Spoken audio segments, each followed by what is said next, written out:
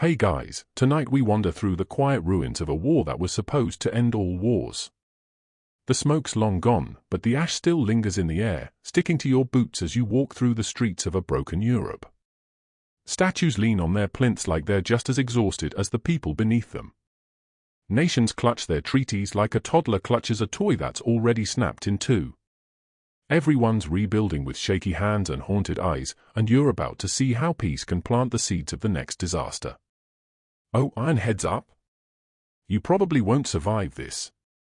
Not this moment, not this century, not with the way things are already creaking apart under the weight of ambition, revenge, and really bad ideas. So, before you get comfortable, take a moment to like the video and subscribe, but only if you genuinely enjoy what I do here. And hey, let me know in the comments where you're watching from and what time it is there. Are you on a cozy couch in Ohio? Hiding under your duvet in Jakarta? Now, dim the lights, maybe turn on a fan for that soft background hum, and let's ease into tonight's journey together. You trudge down a muddy path just outside Paris, 1919. The war's finally over. That's what they keep telling themselves, telling you.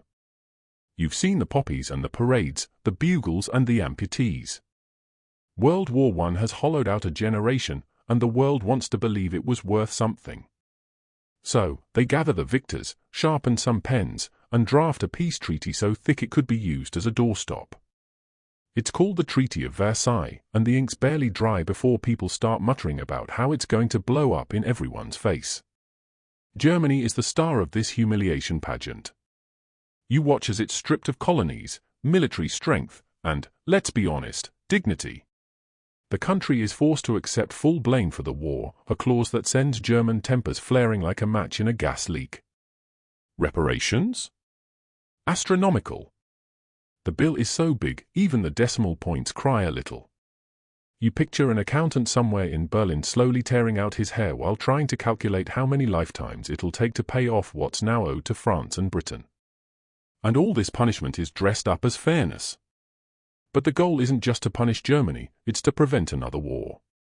Clever idea. Poor execution.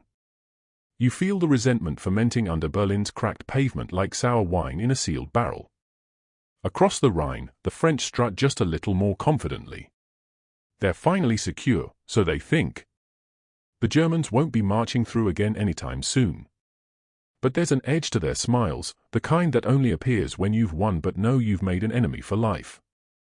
Meanwhile, over in Italy, a former ally of the victors, folks are nursing their own bruises. Italy was promised spoils for switching sides in the war. Land.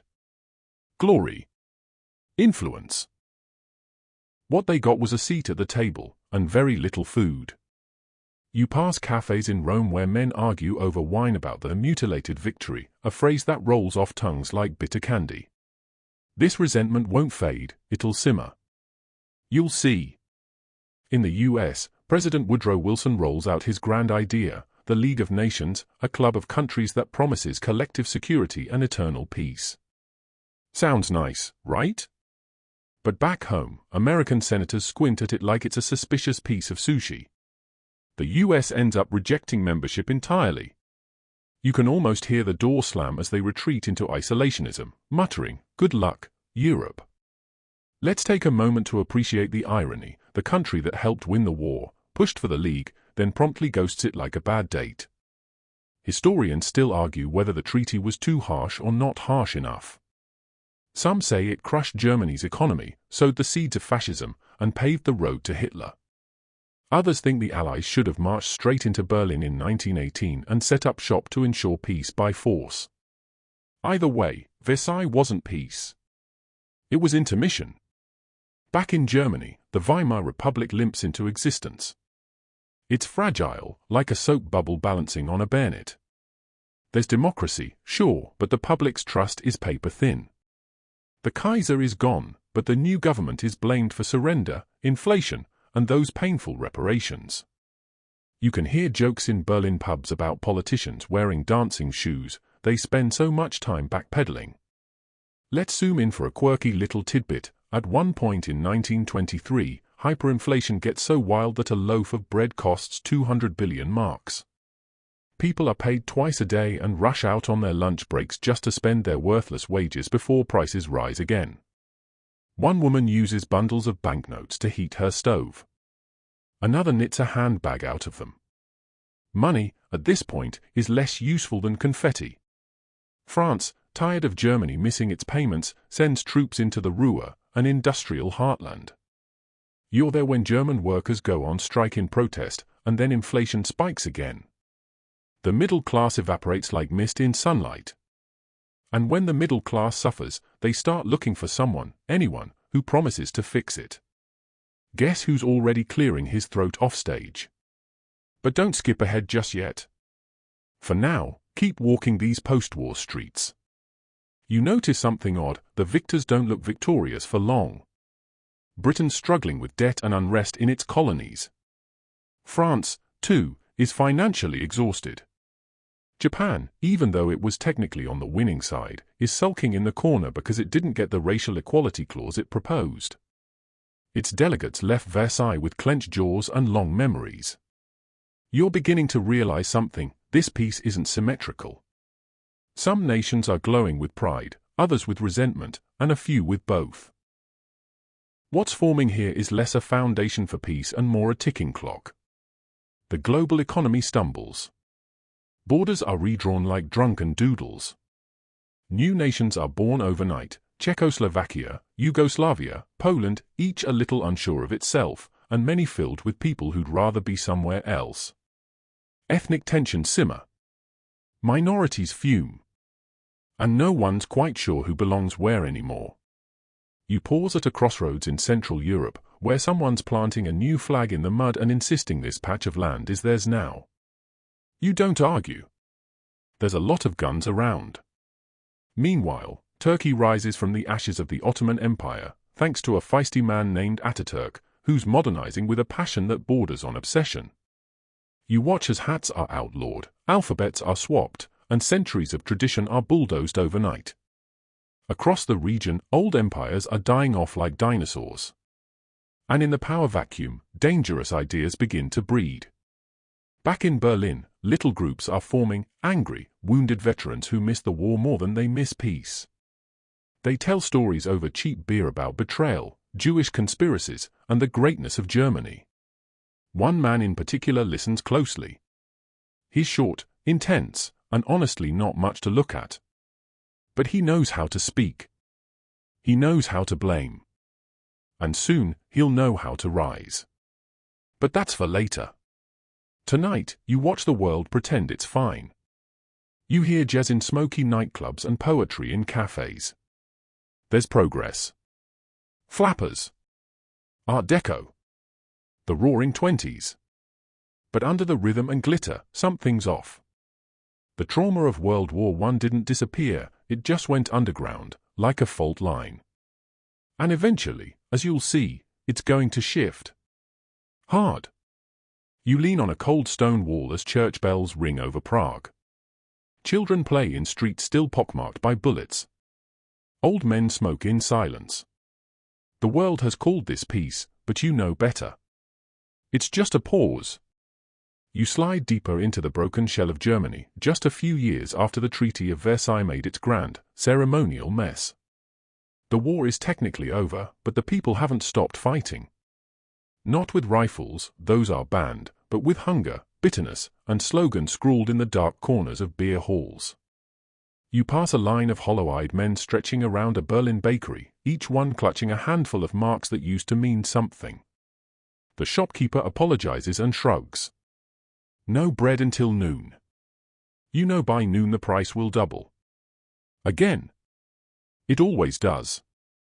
Germany's ego isn't just bruised, it's pancaked under the weight of military defeat, political chaos, and economic catastrophe. The once proud empire of Prussia, boots polished and banners high, is now a fumbling democracy where no one can keep a government together longer than a few months. The Weimar Republic is trying to juggle too many bowling pins: democracy, reparations, inflation, revolution. And you're about to watch them all crash to the ground. But before we blame everything on politics and printing presses, let's step into the collective German psyche. You've got veterans who feel discarded, like the nation tossed them aside the moment the shooting stopped. There's a sharp-edged rumor gaining traction, whispered by those who just can't accept they lost fair and square. It's called that stab-in-the-back myth. According to this idea, Germany didn't lose the war on the battlefield. No, Germany was betrayed from within. By socialists. By communists.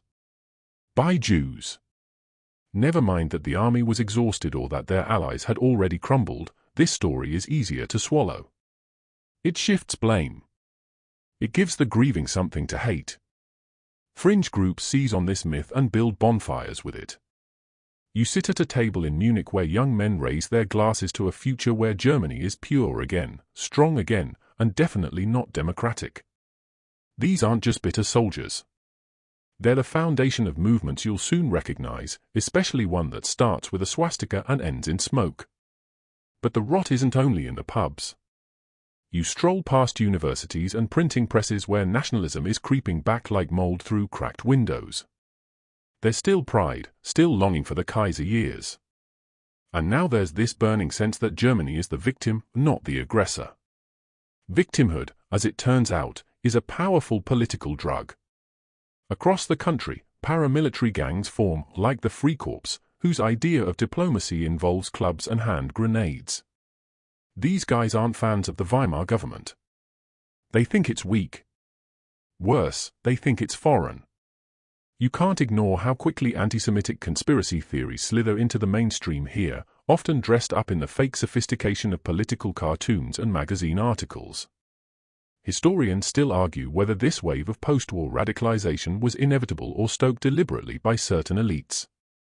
Was it grassroots rage, or something more orchestrated? Either way, it's growing teeth. But let's shift scenes for a moment, zoom into something quirky. Did you know that around this time, Berlin becomes the global capital of cabaret? For a few electric years, it's a city of jazz, drag queens, avant-garde art, and neon signs blinking anything goes. You pass performers in feathered hats singing about revolutions with a wink. Gender roles blur, sexuality blooms, and the nightlife pulses with both liberation and danger. It's thrilling. And for conservative Germans watching their savings evaporate and their traditions unravel, it's horrifying. They look at Weimar Berlin and see decadence. They see what they think is proof of moral collapse. And they want it shut down. So while some people are dancing the Charleston, others are loading revolvers and drawing up manifestos. The chaos reaches a peak in 1923. You walk past the scene of the beer hall putsch, a failed coup attempt led by, you guessed it, Adolf Hitler. He and his Nazi party try to seize power in Munich, marching like they're in a costume drama. It's theatrical, messy, and ultimately unsuccessful. Hitler is arrested. Now here's where things get weird. Instead of fading into obscurity, Hitler uses his trial as a stage. He delivers fiery speeches, painting himself as a patriot, a martyr, a man who only wanted to save Germany. Newspapers lap it up. The judge, practically nodding along, gives him a slap-on-the-wrist sentence, just 5 years, of which he serves only 9 months. That's right. 9 months in a cozy prison, with his own room and daily visitors. You peer into his cell as he dictates Mein Kampf, scribbling out blueprints for future horror between cups of tea. It's easy to laugh at the mustached man with the bad haircut and theatrical hand gestures. But he's not just ranting, he's organizing.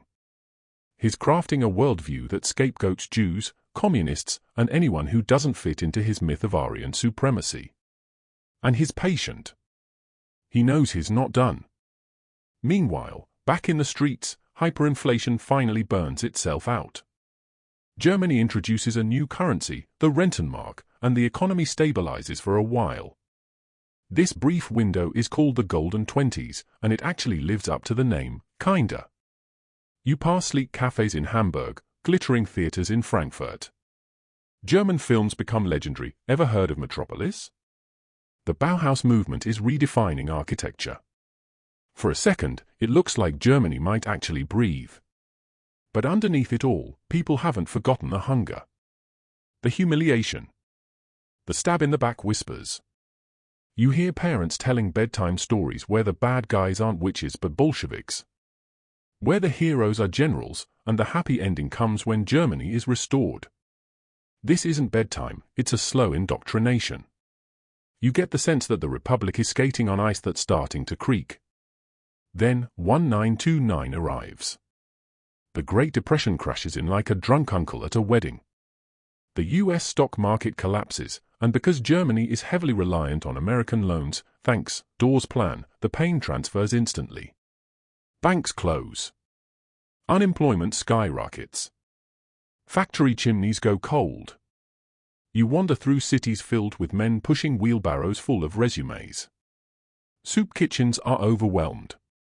1 in 3 workers is jobless. The mood? Desperate doesn't cover it. Here's where the radical voices start making sense to more people. Democracy failed you, they say. Liberals gave you shame. Join us, they whisper. We'll bring back order. And pride.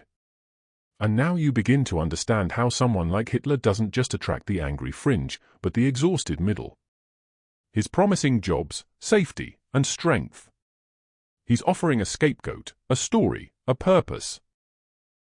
And for people whose lives have spiraled into dust, that's incredibly seductive. By the early 1930s, the Nazi Party is no longer a joke. They're the second largest political force in the country. And their rallies? Well, you stand among the crowd as torchlights flicker and chants fill the air. There's a hypnotic rhythm to it, uniforms, music, coordinated salutes. It feels like a Broadway show, if Broadway were run by angry nationalists. People often ask, how could Germans fall for this? But you're there, and you feel it. The pull of order in chaos. The allure of a single, loud voice saying, I'll fix it. Just trust me. Even if it means closing your eyes. By now, you know Germany isn't just recovering from World War I. It's stewing. The trauma has fermented. The humiliation has been weaponized.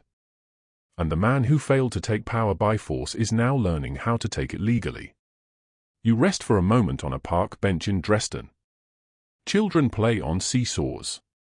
In the distance, a man hands out pamphlets with a familiar symbol on the cover. You notice more and more of those symbols every week. Germany's ego isn't healing. It's growing calloused and vengeful. And just beneath the surface, that ticking you hear. It's getting louder. You lean against the crumbling bricks of a Munich beer hall in 1924, watching cigarette smoke coil through air thick with frustration. The conversations are louder here, more desperate, more choreographed, like everyone's practicing speeches instead of chatting. And right there, standing on a beer-soaked table, is the mustached nobody who refuses to go away. Adolf Hitler. You've seen him before, shouting in courtrooms, scribbling in his jail cell, pacing the length of his tiny prison library muttering about destiny. Now he's out, he's sharper, and, unfortunately, he's learning. He doesn't try another putsch. No more wild, drunk march to Berlin fantasies. This time, you watch as he puts on a tie, nods politely to conservative elites, and plays the long game. It's eerie, actually. Like watching a vulture learn how to sing lullabies. His party, the National Socialist German Workers' Party, has been rebranded for broader appeal. Gone are the early thugs with flags vibes, well, not entirely, replaced by a more respectable facade. You pass their rallies and notice mothers attending now, businessmen listening, teachers nodding. It's not just jobless ex-soldiers anymore. It's everyone who feels left behind. And Hitler? He's not just ranting. He's refining. You sit in the back of a small town hall meeting where he gives a speech without screaming, just firm, clear, reasonable. He paints Germany as a phoenix waiting to rise, if only the traitors were purged and the right people were in charge. The crowd claps. You don't, of course. But you notice how the energy of the room shifts with him. How even doubt seems to shrink a little in his presence. That's his power. Not brilliance. Not policy. Vibe. By 1930, things in Germany are a full-blown pressure cooker. The Great Depression has turned daily life into a grind of soup lines and suicides.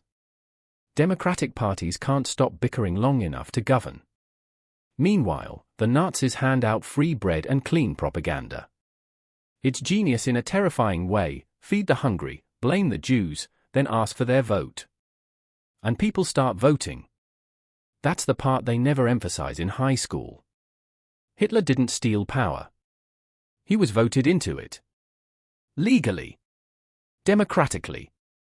You walk through polling stations in 1932, where ordinary folks, shopkeepers, students, bakers, drop ballots for the guy with the armband and the promises.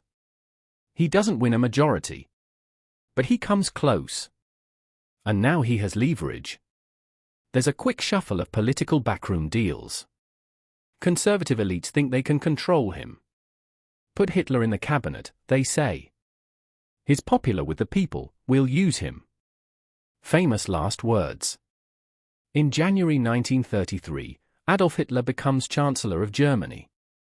You stand outside the Reich Chancellery in the snow and feel the collective inhale of a nation that doesn't quite know what it's done. Fireworks explode. Marching bands play. Some cheer. Some panic. Most just stare. Then, for weeks later, a suspicious fire guts the Reichstag, Germany's parliament building.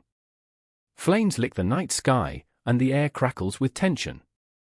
The government blames communists. Hitler moves fast. He pushes through the Reichstag fire decree, which suspends civil liberties. Censorship tightens. Political opponents vanish. You wake up one morning and find your favorite newspaper replaced with a state-run echo chamber. Posters appear overnight. Graffiti is cleaned. Radios are tuned to one frequency only. And you think, wait, this is still Germany, right? Yes. Just not the Germany you remember. Then comes the Enabling Act, a bland name for something bone-chilling. It allows Hitler to pass laws without parliament. With this, he doesn't just run the government, he is the government. From that moment, you don't live in a republic anymore. You live in the Third Reich. Now the gloves come off. You walk past book burnings in Berlin as college students throw Goethe and Freud into bonfires. There's music playing. People are laughing. Someone's roasting sausages over the flames. You don't know whether to scream or cry. But you do know this: freedom of thought is gone. The Nazis move like termites, quiet at first, but everywhere at once. Trade unions are dissolved. Teachers swear loyalty oaths. Church sermons are monitored. You hear whispers of people being arrested for eye-rolling during speeches. Your world shrinks. One day, you get new neighbors, stormtroopers in brown shirts. You can't say anything about them, though. The walls have ears now. Let's not forget the quirky tidbit here: even though it feels more chilling than quirky, Hitler had a soft spot for animals. He passed some of the world's first animal protection laws. You walk through a zoo that's been expanded under Nazi funding, where bears are treated better than political prisoners. There's even talk of vegetarianism. The Führer, they say, couldn't stomach meat, though, clearly, human suffering was fine. That's what makes it all so twisted. The regime doesn't just wrap itself in cruelty. It mixes it with contradictions. You're told Jews are the enemy while your Jewish doctor is arrested mid-surgery. You're promised moral revival by a man who surrounds himself with bullies and sadists. You see the first concentration camps appear, Dachau among them. At first, they're sold as holding places for enemies of the state.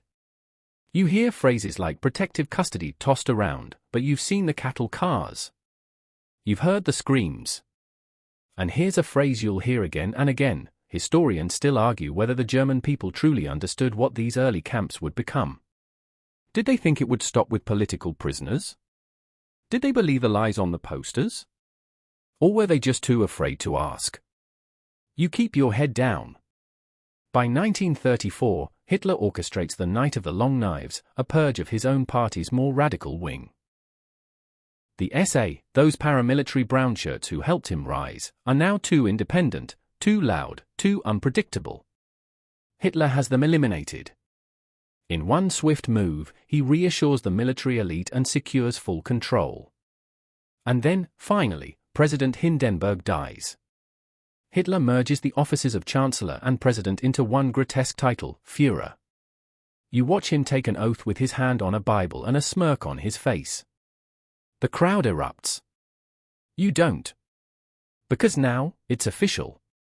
Germany belongs to him. The years that follow are equal parts circus and nightmare. Giant rallies at Nuremberg. Spotlight slicing the sky like cathedral pillars. Children trained in the Hitler Youth march in step and chant slogans before they've lost their baby teeth. But it's not just pomp. The Nazi regime is efficient. Highways are built. Unemployment drops, on paper. Germany struts on the world stage again, and people love it. Except, of course, the ones who aren't allowed to. Jews are pushed out of public life. Professors dismissed. Businesses boycotted. Synagogues vandalized. You walk past Jewish families packing their bags, trying to stay calm for their children. They've seen the writing on the wall. You have too. The Nuremberg laws of 1935 strip German Jews of citizenship. Marriages between Jews and Aryans are banned. Identity papers are marked. You feel the borders close around you, not just geographic ones, but moral ones. There are lists now. And quotas. And silence. Meanwhile, Hitler's gaze shifts outward. The Treaty of Versailles? A joke to him now. He begins to rearm Germany in secret, then in public. No one stops him. You watch troops reoccupy the Rhineland, a demilitarized zone, against all treaties and odds. France hesitates. Britain shrugs. Hitler gambled. He won. And with every risk he takes that goes unpunished, his confidence grows. So does yours, if you're a Nazi. You see posters now not just about Jews, but about the glory of German expansion. Lebensraum, living space. The idea that Germany must grow, must push east, must reclaim what's rightfully theirs. Its land. Its pride. Its revenge. All rolled into one slogan. And for a while, you think he just might pull it off. But you know better, don't you? You know that the more power a man like Hitler gains, the more destruction he leaves in his wake. And the story? It's just getting started. Because next comes Japan. You leave behind the stormy skies of Europe and follow the ocean winds eastward, across the Pacific where the air feels heavier and the drums of ambition beat just as loud, only with a distinctly Japanese rhythm.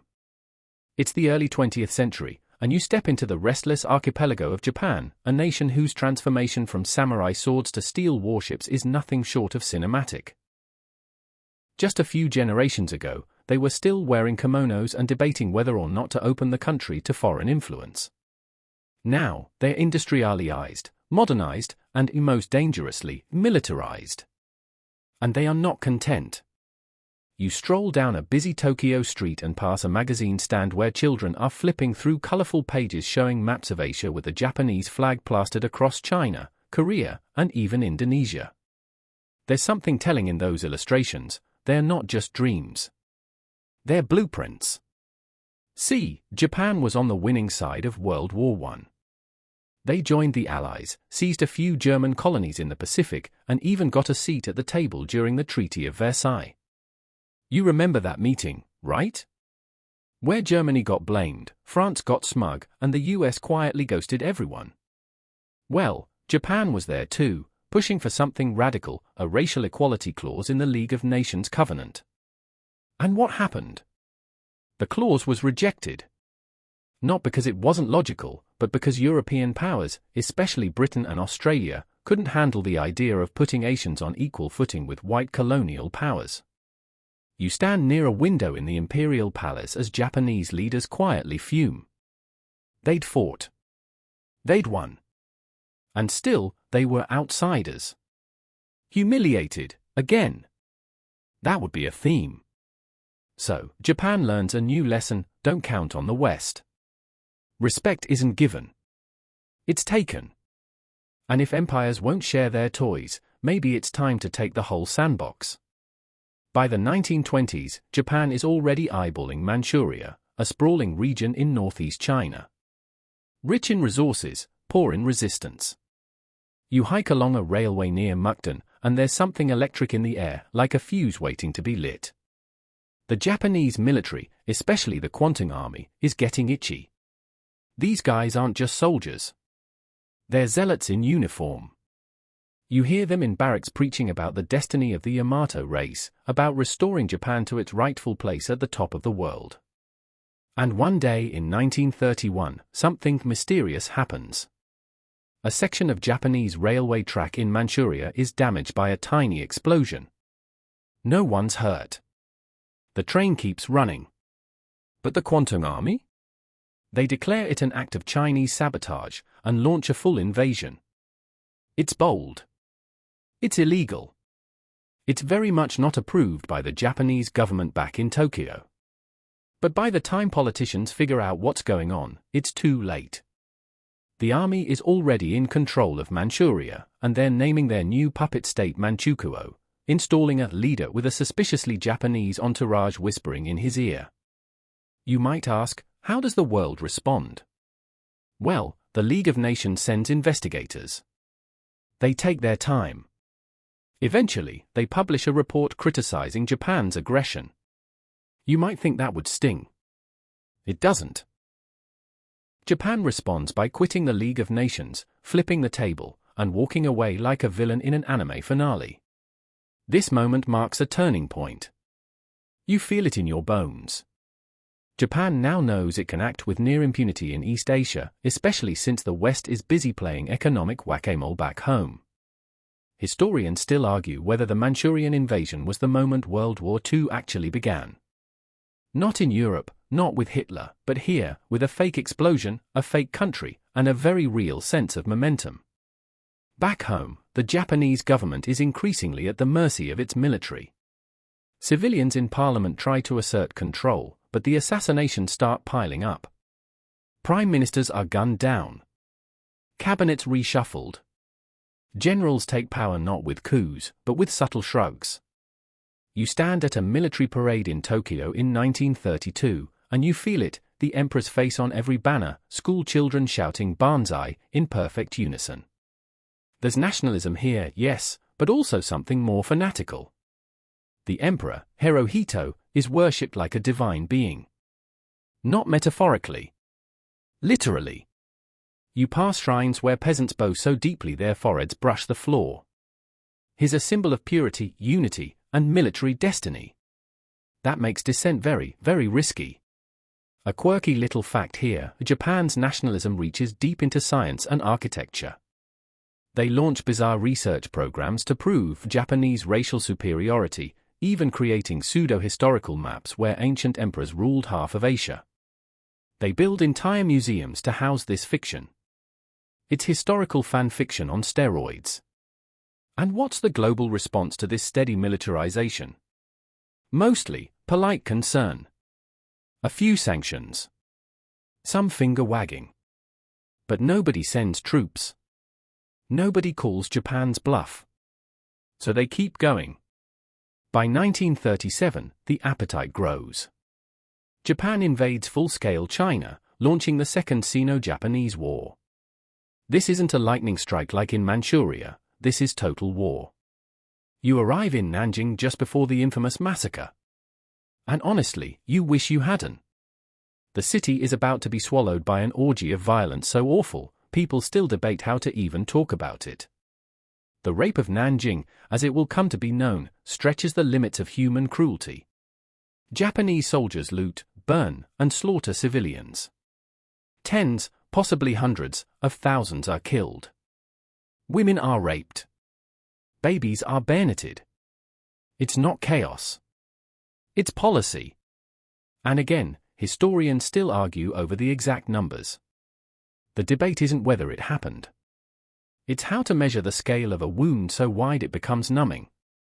You sit beside a Buddhist temple on the city's edge, listening to the distant echo of gunfire and screams, and you wonder, how does this happen? How does a nation convince itself that this is heroic? But you already know the answer. You saw it in Germany. It's the same melody, just different instruments.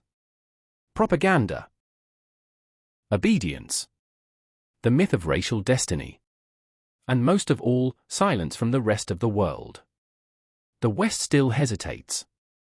Britain and France are tied up in European tensions. The US talks about peace, but Congress is neck-deep in isolationism. You wander through Washington, D.C., and hear senators saying things like, "Let Asia handle Asia." The moral compass? Somewhere on vacation. So Japan keeps moving. You watch them bomb Shanghai with terrifying precision. Planes glide overhead while civilians panic below. Then comes Unit 731, a secretive medical research program in Manchuria where prisoners are used as test subjects for biological warfare. Yes, test subjects, as in vivisection without anesthesia, plague bombs, frostbite experiments. You try not to vomit. What's worse? This research gets buried after the war, because, surprise, the US strikes a deal to access the data in exchange for immunity. But shush. That's a secret for later.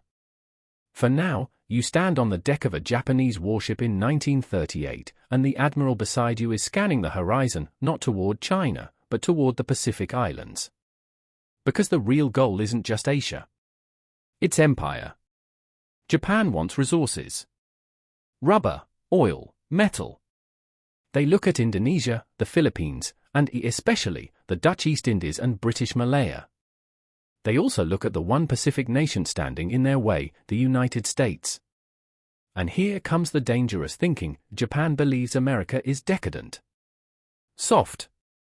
Obsessed with movies and money and baseball. Their military, on paper, is strong. But their people? They lack the spirit, says one Japanese general. That miscalculation will cost them dearly. But again, we're not there yet. For now, the 1930s close with Japan deep in China, fighting a war they thought would be over in weeks but has turned into a bloody slog. They've bitten off more than expected, but they still feel confident. They believe the West won't intervene. That the League of Nations is a joke. That democracy is crumbling. And you? You walk through a Tokyo park where children are doing drills with bamboo spears. You hear teachers lecturing about self-sacrifice and a divine mission. You spot a poster showing the Japanese sun rising over a globe with the slogan "Asia for the Asians," which really means Asia for Japan. It's not just war on the battlefield anymore. It's war in the soul. And as you stand beneath a cherry blossom tree that's just starting to bloom, you realize something chilling. Germany isn't alone in its hunger. There's another predator across the sea, sharpening its claws. You step off the bullet train of imperial ambition and onto the crumbling marble steps of Rome. But don't expect to see Caesar here, he's long gone. In his place, you find a man with a jutting jaw, a love for dramatic gestures, and a military uniform he probably sleeps in. Benito Mussolini. Illinois juice. The self-proclaimed modern Roman emperor. And you're about to watch him turn Italy into the world's weirdest fascist theater production. It's the early 1920s.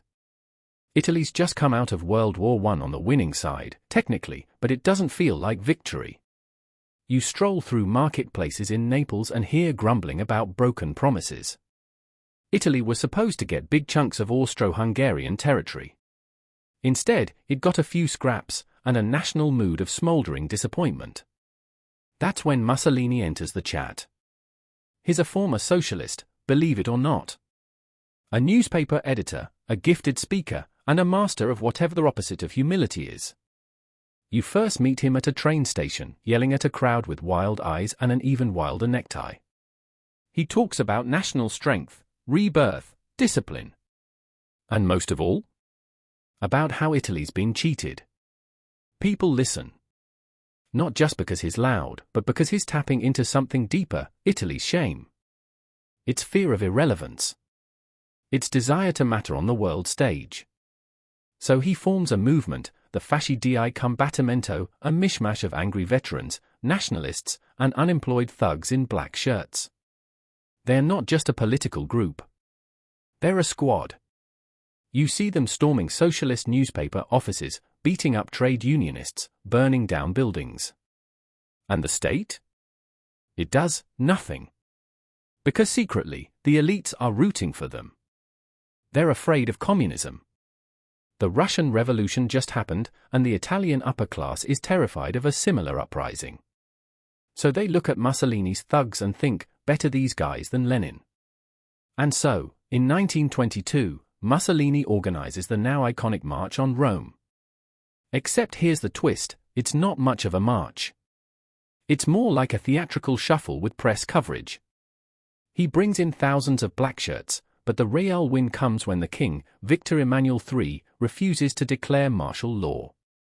Instead, he invites Mussolini to form a government. You stand outside the Quirinal Palace, blinking in disbelief. This man just strutted into power with fewer bullets than bluster. Democracy? Still here. Sort of. But it's wobbling like a table with a missing leg. Over the next few years, you watch Mussolini dismantle the Italian liberal system with surgical flair. Elections become meaningless. Opposition parties are banned. Newspapers are censored. Secret police tap on doors in the middle of the night. You hear jokes whispered in corners, quiet ones, because too loud, and you might disappear. And Mussolini? He bathes in applause.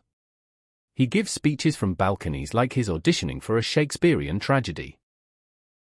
His hand chops through the air in salutes. His jaw clenches on command. You almost expect him to start glowing. But underneath the marble, there's mildew. Italy isn't Germany. It doesn't have the same industrial muscle or nationalist discipline. Mussolini wants an empire, but he's got a rusting navy, a dusty air force, and soldiers who still think bayonets are cutting-edge tech. No matter. He's got the dream. The vision of reviving the Roman Empire. And that dream needs a proving ground. Enter Ethiopia. You hitch a ride with an Italian convoy heading south in 1935. Mussolini wants revenge. Italy tried to conquer Ethiopia back in the 1890s and got humiliated at the Battle of Adwa, a defeat that still itches. So now, with chemical weapons stockpiled and propaganda machines roaring, Mussolini decides to try again. The invasion is brutal and embarrassingly one-sided. You walk behind Italian tanks that leave entire villages flattened. And when the resistance proves too stubborn, they start gassing civilians. Yes, poison gas. Against farmers and shepherds. Historians still argue whether Mussolini ordered the chemical attacks directly or simply let them happen. Either way, you step through scorched fields where the only thing left moving are flies. And what does the world do? Well, the League of Nations tries sanctions. Sort of. They ban things like arms sales and certain exports, but they deliberately avoid touching oil, the one thing that could have halted the invasion. Why? Because oil would have hurt British companies. So the sanctions are toothless. Italy shrugs and takes Addis Ababa, the capital, in 1936. Mussolini declares Ethiopia part of the Italian Empire, and the crowds in Rome cheer like it's the Colosseum all over again. And now, Mussolini's convinced he's unstoppable. A quirky detail here, he insists school children memorize his speeches verbatim. Not history, not math. Just Mussolini. You peek into a classroom in Milan and watch a boy nervously recite lines about the glories of fascism while his teacher nods like a metronome. And now comes the friendship that'll reshape Europe. Enter Adolf Hitler. At first, Mussolini wasn't a fan. He called Hitler a buffoon and made fun of his obsession with racial purity. Italy's fascism was more about nationalism and glory, less about anti-Semitic ideology. But after the Ethiopia invasion, Italy found itself isolated from the democracies. France and Britain looked down their noses. The US wouldn't touch Mussolini with a 10-foot neutrality act. And Hitler? He offered an open hand. You're in Berlin when the two meet officially. Hitler admires Mussolini, he'd followed his career for years. Mussolini, flattered by the attention, slowly warms up. Before long, they sign the Rome-Berlin axis, a diplomatic wink that turns into a full-blown bromance of bad ideas. Mussolini starts mirroring Hitler more and more. He ramps up anti-Semitic laws in 1938, banning Jews from schools, public office, and mixed marriages. Not because Italy was overflowing with anti-Jewish sentiment, but because Illinois Juice wanted to impress his German pal. The shift is stomach-turning. You meet Jewish Italian families, fully assimilated for generations, suddenly labeled foreigners in their own cities. One girl is kicked out of ballet school because her surname ends in Stein. But Mussolini doesn't care. The alliance with Germany is more important than anything else now. You watch as Italy starts arming up, drafting young men, stockpiling equipment. It's like they're prepping for a party they don't really understand but don't want to miss. The irony? Mussolini thinks he's the alpha in the partnership. That he's guiding Hitler. Spoiler, he's not. You ride a train across northern Italy in 1939, and everything feels both hopeful and haunted. The fascist aesthetic is everywhere, giant statues, slogans carved into stone, marching bands in black shirts. But underneath the surface, the economy's buckling, the people are restless, and the military is stretched too thin. Still, Mussolini keeps boasting. He talks about Spazio Vitale, vital space, Italy's own version of Lebensraum. He dreams of controlling the Mediterranean. Mare Nostrum, he calls it, our sea. You hear school teachers saying that Italy should stretch from Gibraltar to the Suez Canal. But Italy doesn't have the firepower. Or the money. Or, really, the logic. And when Hitler invades Czechoslovakia in 1939, Mussolini tries to copy him by grabbing Albania. You're there when Italian ships land and the locals barely even resist. It's over in a day. Mussolini declares victory. The press calls it heroic. You roll your eyes so hard you sprained something. By now, you realize something crucial: Mussolini's fascism was always a performance. A loud, swaggering pantomime built on shaky scaffolding. It wasn't rooted in strength, it was insecurity dressed up as empire. Still, it works well enough to get Italy tangled in what's coming next. Because Hitler's moving again. Poland is in his sights. And Mussolini? He isn't ready, but he's not about to be left behind. And as you ride through Rome one last time, the posters on the wall don't show smiling workers or peaceful fields anymore. They show rifles, eagles, bayonets. The script has changed. And so has the world. You wake to a world that's spinning just a bit faster than it did yesterday. Not because the Earth's tilted, but because markets are crashing, people are rioting, and entire nations are slipping down economic sinkholes they can't climb out of. Welcome to the Great Depression, the most dramatic global financial faceplant in modern history. And trust me, it doesn't just make wallets lighter, it makes dictatorships stronger. The year is 1929, and you're standing on the floor of the New York Stock Exchange. Suits and ties, telephones and tickers, voices rising to panic. Then, like dominoes tipping over in slow motion, everything falls. Stock prices plummet. Phones go dead. Men in suspenders stand frozen, staring at numbers that no longer make sense. You blink, and it's October 29th, Black Tuesday. Trillions vanish in the space of a few hours. Fortunes built over decades collapse like they're made of stale crackers. You exit onto Wall Street and step over newspaper pages swirling in the wind like urban tumbleweeds. One reads, "Banks fail across US." But don't think this mess stays in America. You travel across the Atlantic and land in Berlin. Germany, remember, was hanging by a thread already. Its economy was fragile, held up by US loans and a few half-hearted smiles from the Weimar government.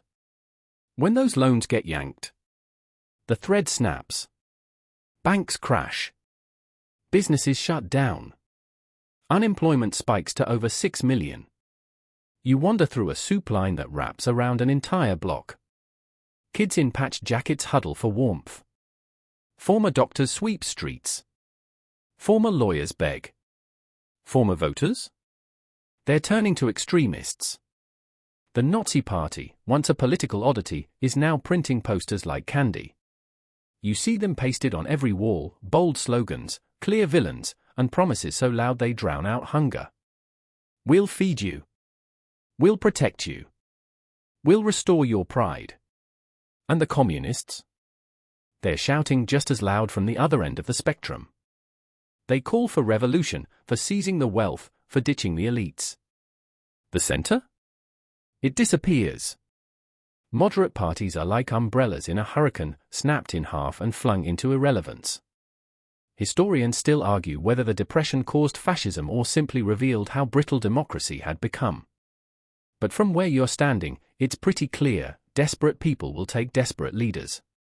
You walk through Britain next, and things aren't exactly tea and crumpets here either. Industrial cities like Glasgow and Liverpool are drowning in unemployment. Children grow up stunted, literally shorter, because of poor nutrition. The government tries austerity, which is a fancy word for spending less and hoping no one notices. Spoiler, people notice. In London, you pass a man selling newspapers with a new word on the front page, fascist. It's starting to catch on here too. Oswald Mosley and his black shirts parade through the East End, preaching nationalism, anti-Semitism, and British renewal. It's like someone carbon copied Mussolini but forgot to check for charisma. France? Same. Political instability, wild strikes, shifting alliances. The left and right clash in the streets of Paris like it's the French Revolution all over again, but with worse fashion.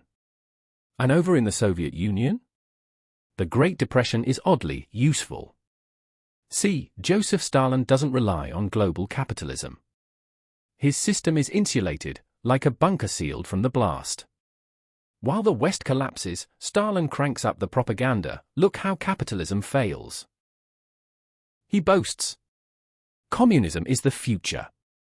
But behind the shiny posters, you hear the screams. Because Stalin's economic miracle comes at a cost. He forces millions of peasants into collectivized farms, punishes dissent with starvation, and launches the Great Purge, a cleansing so brutal it makes your teeth hurt. More on him later. For now, let's swing back to the US. The Depression here means dust storms in Oklahoma, breadlines in Chicago, and entire families living in cars. You stand in a makeshift tent city outside San Francisco called a Hooverville, named not so lovingly after President Hoover, who's blamed for letting it all slide. Eventually, Franklin D. Roosevelt steps in with the New Deal, a package of programs designed to patch the bleeding. It helps, but slowly. And not without critics. One quirky little detail? As part of the New Deal's massive infrastructure boom, FDR's administration commissions thousands of murals and public artworks, including one that accidentally includes Vladimir Lenin. Oops. That gets painted over pretty quickly. Meanwhile, isolationism grows like ivy across American politics. People look at Europe's chaos and say, nope. Not our problem. Congress passes a series of neutrality acts, legally tying America's hands in case another war breaks out. You sit in the gallery as senators argue, let the old world fight its own battles. We've got enough trouble here. And they're not wrong. But they're also not ready. Because as you drift back across the Atlantic, you see how the Depression has become a kind of furnace. It heats up fear. It melts away the old political structures. And in that molten pool, men like Hitler, Mussolini, and militarist generals in Japan reshape their countries into weapons. You step into a Nazi office in 1933 and see a bureaucrat rubber-stamping papers to remove Jews from civil service jobs. He doesn't look angry or zealous. Just bored. It's routine now. The economy needs jobs. So cleansing society becomes an excuse to open space. You glance at the chart on the wall. It's a flowchart of exclusion: who counts, who doesn't. Who gets fed, who disappears. You catch a chill that has nothing to do with the weather. And it's not just Jews. Homosexuals, Roma, political dissenters, disabled people, whole sections of society are treated as economic deadweight to be cut off to save the nation. That language, the clinical coldness? That's how atrocity begins, not with a bang, but with a budget meeting. Back in Italy, Mussolini's government uses the Depression to push tighter controls on the economy. He nationalizes industries, promotes massive infrastructure projects, roads, railways, and something about reclaiming the Italian marshes that sounds more like a landscaping project than empire building. You walk through one of these reclaimed villages, brand new roads, gleaming statues of Illinois juice, and speakers playing fascist slogans like elevator music. It's orderly. It's shiny. It's hollow. And you realize something. These regimes don't need to be loved. They just need to work. Or at least look like they work. In a world where democracies are flailing and unemployment is crushing, fascism offers a perverse kind of hope: jobs, structure, flags. And fear. Oh, so much fear. Even in places that haven't gone full authoritarian, like Hungary, Romania, and Spain, you feel the magnetic pull. Nationalist parties rise. Minorities are scapegoated. Press freedoms vanish. You pass cafes where writers whisper about the end of liberalism, where intellectuals debate whether democracy is a phase, a brief, hopeful hiccup in the long history of strongmen and empires. And it's tempting to believe them. Because everywhere you go, the mood is changing. You feel it in the papers, in the protests, in the way people say, "Our country," like it's a shield. Even art gets darker.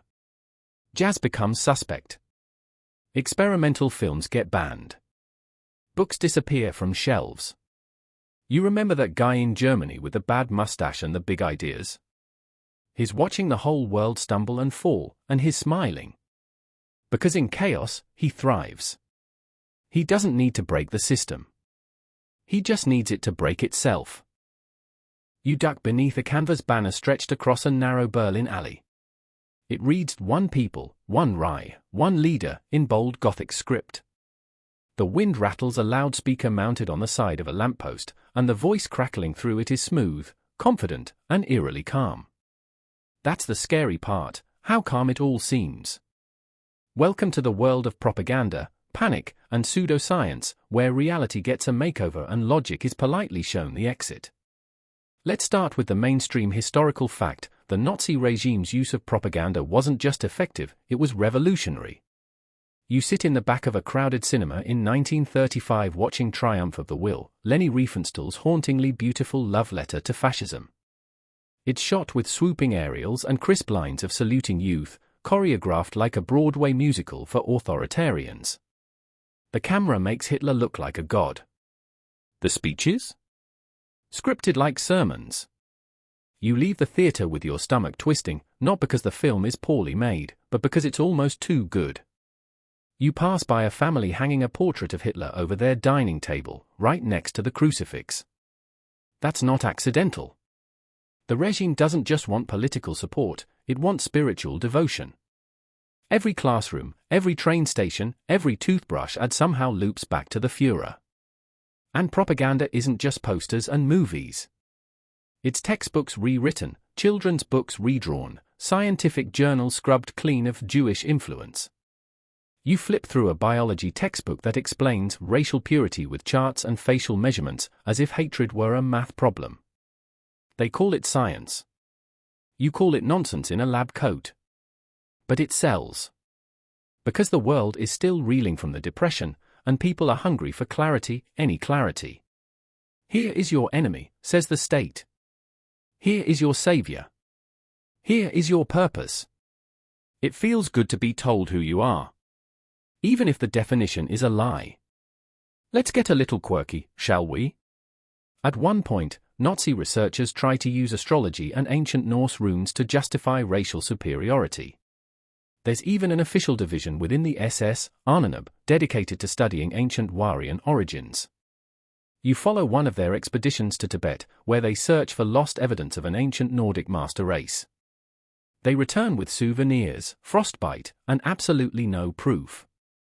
But that doesn't stop the regime from printing it in journals and newspapers. If you make it sound smart and mysterious enough, people will believe just about anything. And it's not just Germany. Over in the United States, you attend a meeting of the American Eugenics Society in the early 1930s. The room is full of scientists and politicians calmly discussing undesirable traits and sterilization laws. They've already sterilized thousands, poor people, people of color, people with disabilities, legally. And Hitler? He reads these American theories like bedtime stories. He admires US race laws and even cites them when crafting the Nuremberg laws. Chilling, right? Meanwhile, in Japan, school children are taught that their ancestors descended from gods. Literally. You visit a classroom where students are instructed to recite the imperial lineage back dozens of generations, ending with Emperor Hirohito, who is considered divine. Textbooks claim Japan is the oldest and most advanced civilization on Earth, and, naturally, destined to lead Asia.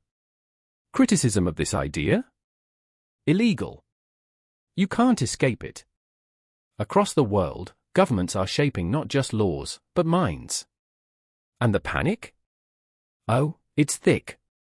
You walk through Vienna in 1938, just weeks after the Anschluss, when Germany absorbs Austria into the Reich. The crowds are euphoric. Flags wave. Choirs sing. But behind closed doors, Jewish families are panicking. Businesses are seized. People vanish. A man whispers to you from behind a pharmacy counter, "We're next." He's not wrong. The regime floods cities with posters depicting Jews as parasites, communists as demons, and dissenters as traitors. Every image is exaggerated, cartoonish, but emotionally devastating. Logic doesn't stand a chance. It's feelings that matter. And fear is the sharpest feeling of them all. People turn on neighbors. Not because they hate them, but because they're scared not to. You hear about a woman who reports her husband for making a joke about Goebbels. He's arrested within the day. And speaking of Joseph Goebbels, the Nazi propaganda minister, you see him working like a symphony conductor behind the curtain. He understands something crucial: truth doesn't matter. Repetition matters. Emotion matters. Volume matters. Say a lie loud enough, often enough, and soon even the skeptics stop correcting you. Not because they believe, but because they're tired. The same tools appear in Stalin's Soviet Union, where history itself gets rewritten in real time. One day, you read about a glorious general who helped win the revolution. The next, that general is erased from photos, textbooks, memory. People whisper he was purged, like it's a ghost story. You pass through Moscow as massive portraits of Stalin hover over every square. Newspapers record harvests while people starve. Logic says someone's lying. But logic doesn't live here anymore. In Italy, Mussolini's version is a bit more slapstick, posters of him shirtless, building bridges or harvesting wheat like a fascist lumberjack. You stand in front of one and think, this can't be serious. But it is. Because Italy, too, is afraid. Of poverty. Of communism. Of weakness. So even the absurd becomes sacred. One teenage boy tells you, proudly, that Mussolini invented the calendar. You blink. He insists. His teacher said so. And maybe that's the most terrifying part, not that people believe lies, but that they want to. That reality, once too painful, has been replaced with a story. And once you're in the story, it's almost impossible to get out. You board a train through Germany in 1939 and hear the conductor greeting passengers, "Heil Hitler." Every time. Not just a formality, but a test. You hesitate? Someone notices. Say it too softly? Someone might report you. Even the architecture plays along. Nazi buildings are built to dwarf you, to make you feel like an ant under granite columns. Stalin's palaces do the same. You visit one and feel your neck ache from looking up. That's the point. It's not just propaganda. It's psychological architecture. And all of this, every slogan, every fake study, every photo of the ideal citizen, has one goal. Control. Control the way people think. Control the way people speak. Control what's normal. You begin to feel it, too. You start second-guessing your thoughts. You worry someone's reading your journal. You look over your shoulder more than once. That's the real success of totalitarian propaganda. It doesn't just convince. It conditions. It replaces your doubts with silence. Your questions with obedience. Your neighbors with shadows. So as you leave Berlin that night, walking past a billboard that reads "Germany is strong because it is pure," you feel something heavy in your gut. Not anger. Not fear. Grief. Grief for a world that used to be messy, flawed, but at least honest. A world with arguments, elections, diversity of thought. Now? It's all uniforms and posters and quiet hallways where truth once lived. And you know this story's far from over. Because when you take away truth, war always follows. You step carefully over broken glass on a quiet Madrid street. The cafe you passed last night is now just blackened beams and a few smoldering coffee cups.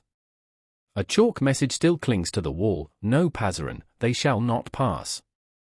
You're in Spain, and it's 1936. And whether you know it or not, you're standing in a dress rehearsal for World War II. Let's rewind.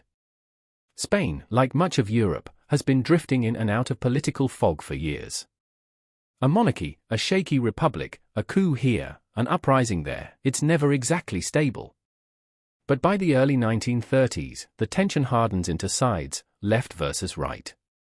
Workers and peasants versus aristocrats and generals. Anarchists with red bandanas squaring off against priests in black robes. You can practically smell the match before it hits the powder. In 1936, a leftist coalition, called the Popular Front, wins national elections. They promise land reform, workers' rights, and less church control. The conservatives? They freak out. Army generals mutter about godlessness and chaos.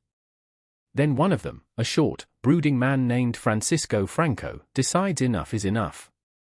You're there when he declares rebellion. The Spanish Civil War begins.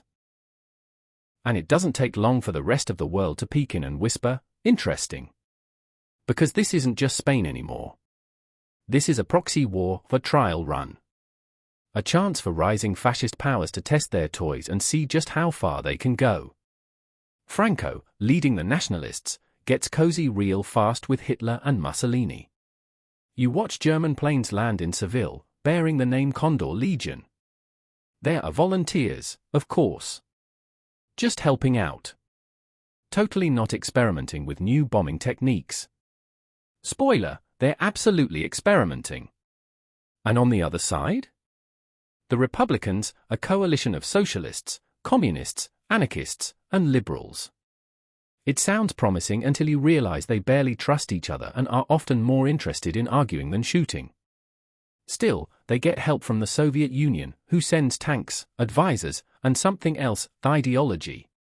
You see Stalin's fingerprints all over the leftist side, his agents rounding up non-communist revolutionaries, executing dissenters, and turning the idealistic dream into yet another dark corner of authoritarian control.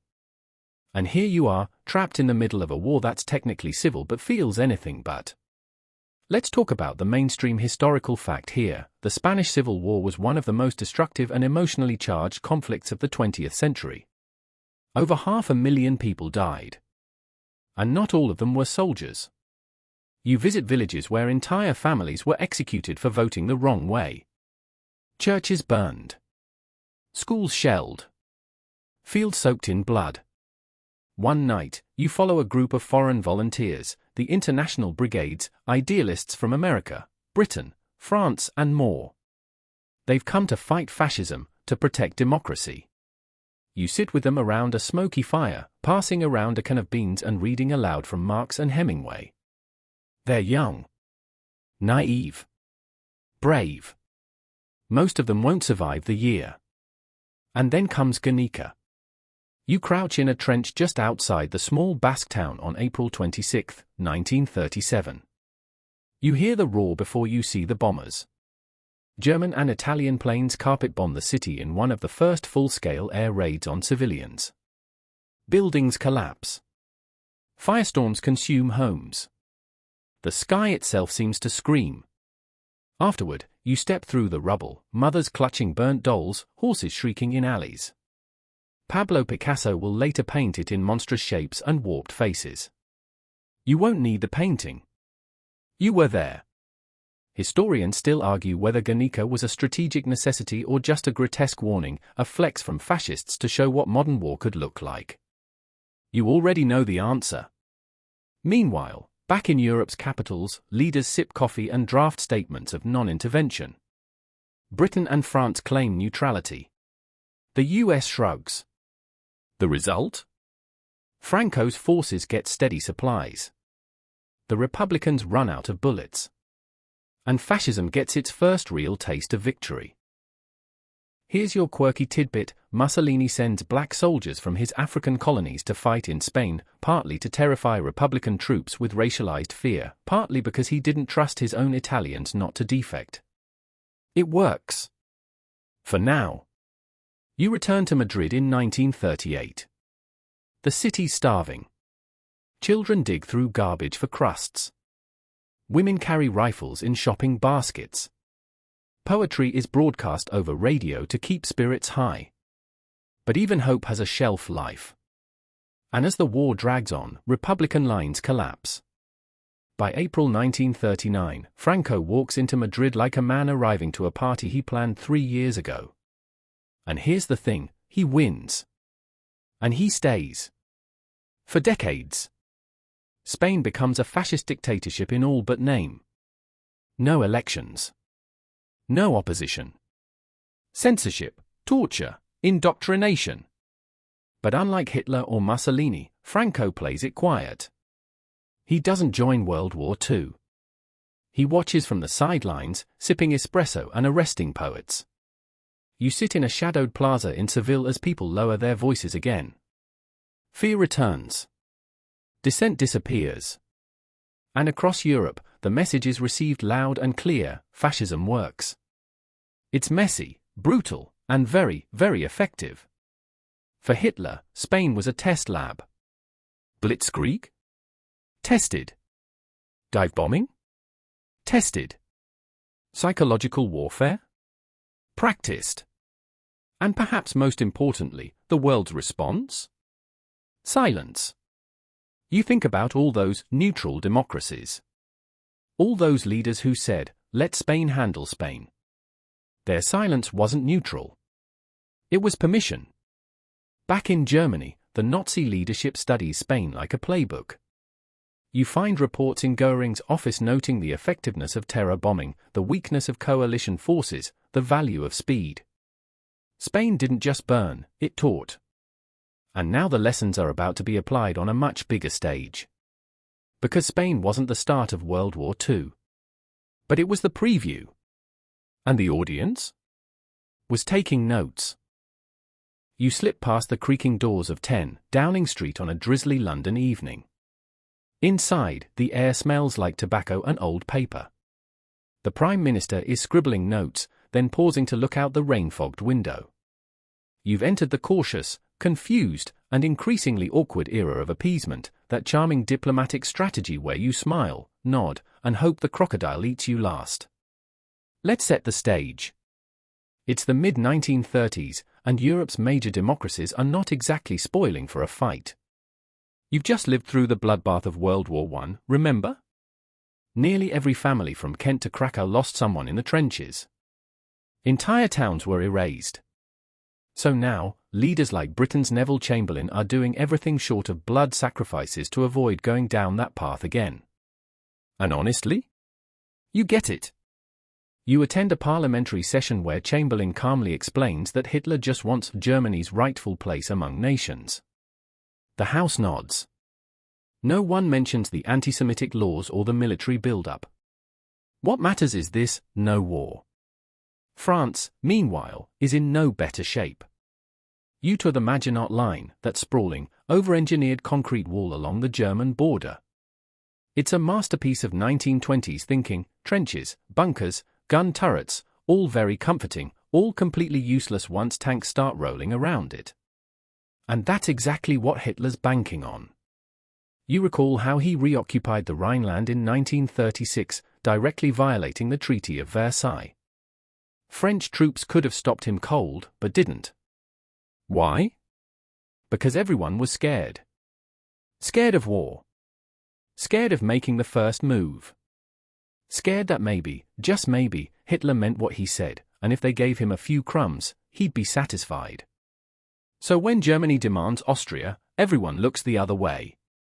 You stand in Vienna in March 1938 as the tanks roll in and flowers are tossed by cheering crowds. No gunfire. No resistance. Just euphoric unification.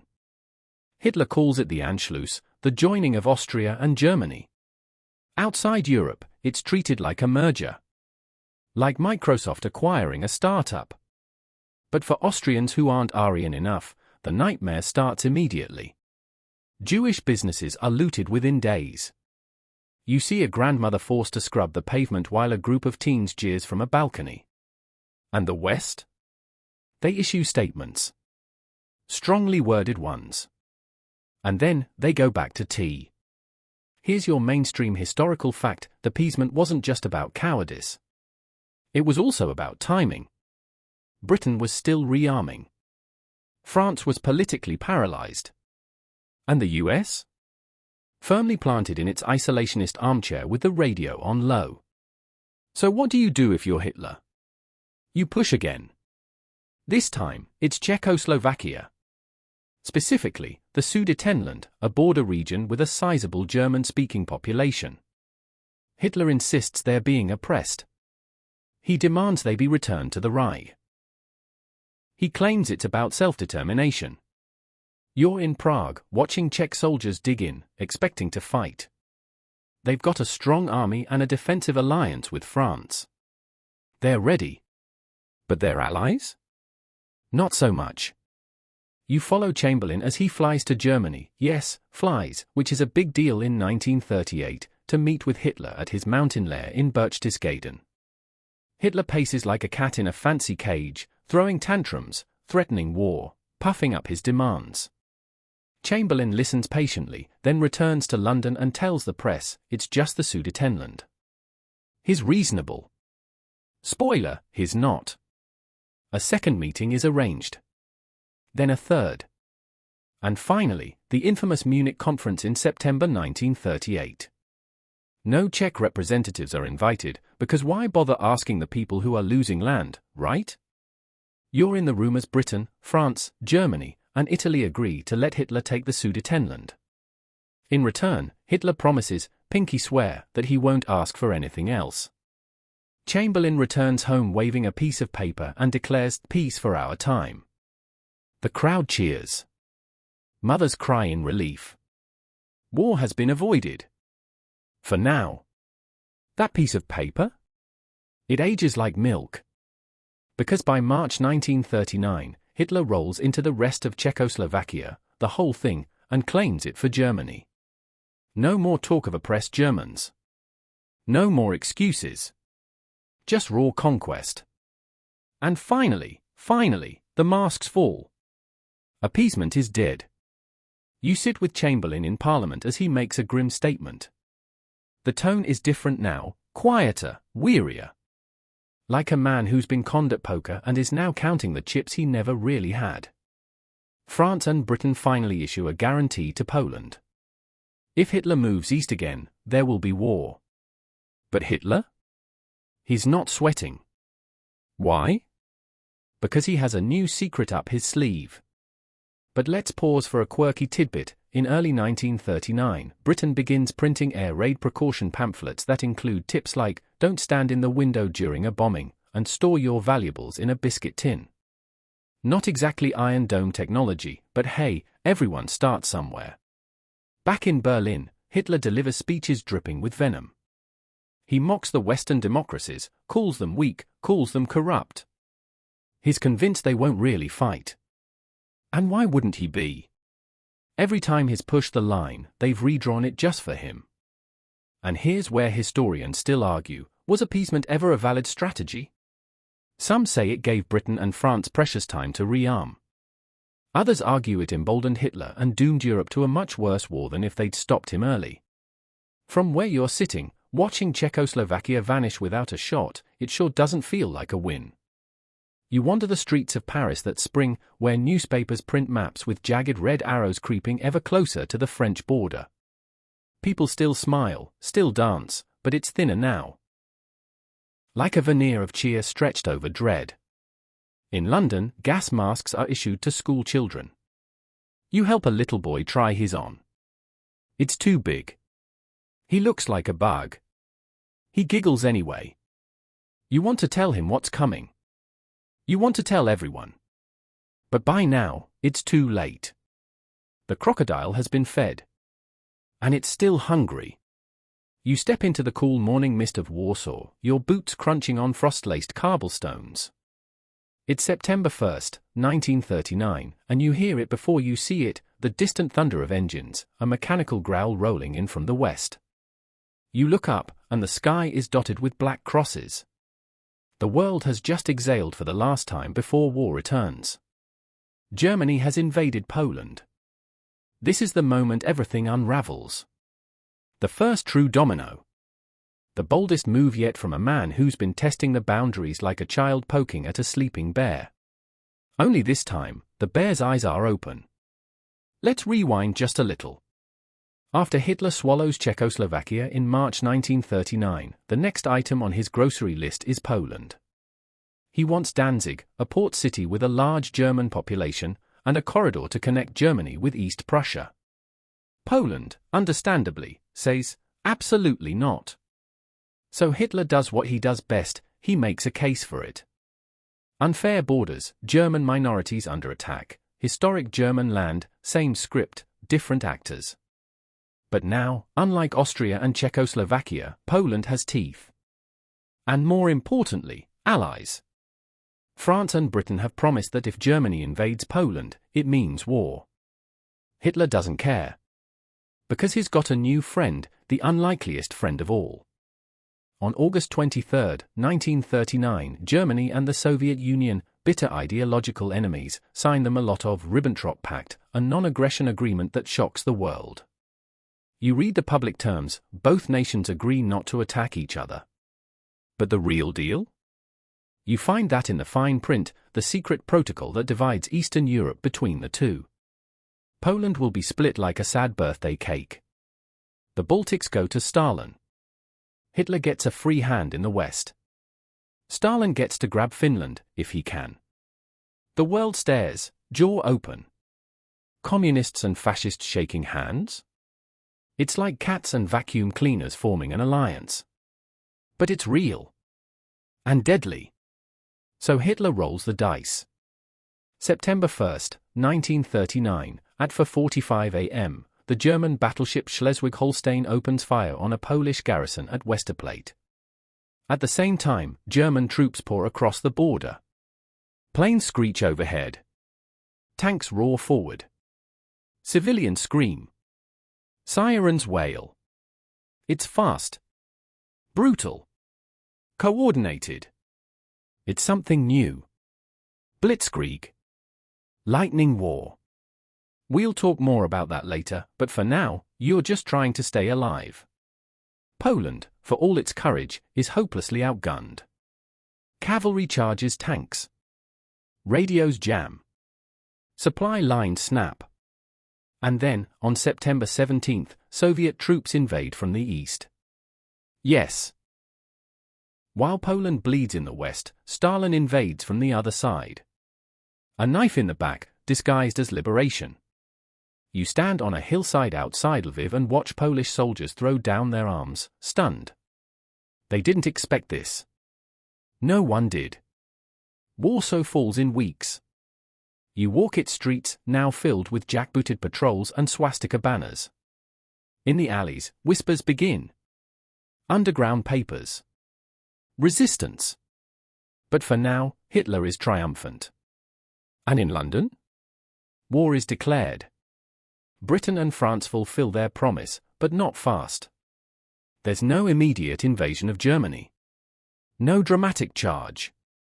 Instead, they stall. This strange waiting period is nicknamed the Phony War. British children are evacuated. French soldiers sit in their bunkers, sipping wine and listening to jazz. The only action? Leaflets dropped over Germany asking politely for them to stop. You wonder if anyone even reads them. Let's drop in on mainstream history again. The Polish invasion isn't just the start of war, it's the first real look at Hitler's true intentions. He doesn't just want land. He wants to reshape Eastern Europe. You uncover Operation Tannenberg, a Nazi campaign that targets Polish elites, teachers, priests, intellectuals. Thousands are arrested and executed in forests. You walk through one where blood still stains the roots. The goal? Decapitate Polish society before it can resist. Then come the ghettos. In cities like Lodz and Krakow, you see entire Jewish populations herded into walled-off neighborhoods. Food rations are cut. Medical supplies vanish. Disease spreads. The signs on the gates read restricted area. But what they really mean is, abandon all hope. And let's not forget the Soviets. They are not just sightseeing in eastern Poland. Stalin's forces deport hundreds of thousands to Siberian labor camps. You sit in a freezing train car with Polish families bound for exile. Children cough through wool blankets. Guards don't speak. No one knows if they'll come back. In April 1940, deep in the Katyn forest, the Soviets quietly execute over 20,000 Polish military officers, professors, and police. They bury the evidence. For decades, they blame the Nazis. The truth only surfaces much, much later. So yeah, Poland doesn't fall. It's dismembered. And here's your quirky tidbit. In the early weeks of occupation, German troops encouraged kids to report their teachers for anti-German statements. One boy reports his own father for mocking Hitler. The man is arrested. The boy is publicly praised. Moral of the story? Dictatorships don't just burn books, they burn trust. Back in Berlin, Hitler's riding high. His gamble paid off. No one stopped him. The Allies are slow. Poland is gone. Stalin is playing nice, for now. But Hitler's not satisfied.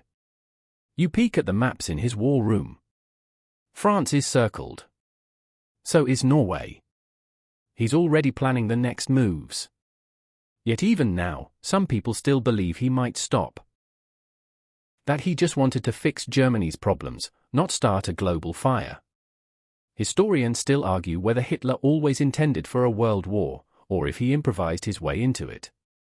Was it madness with a master plan, or ego meeting opportunity?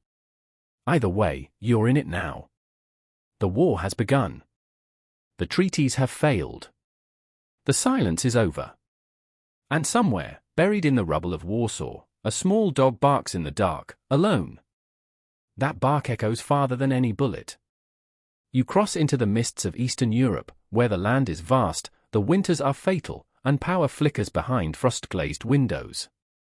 This is Stalin's territory now, welcome to the other half of the devil's handshake. While Europe watches Hitler chew through Poland, Joseph Stalin quietly makes his own moves, dressed in that same bland military coat, eyes like cracked coal. You remember the Molotov-Ribbentrop Pact, right? That we won't attack each other, and also let's divide Eastern Europe like a cheese-board agreement. Well, Stalin's wasting no time enjoying his half. First stop, the Baltics, Estonia, Latvia, and Lithuania. Small countries, polite democracies, minding their own business. Until they aren't.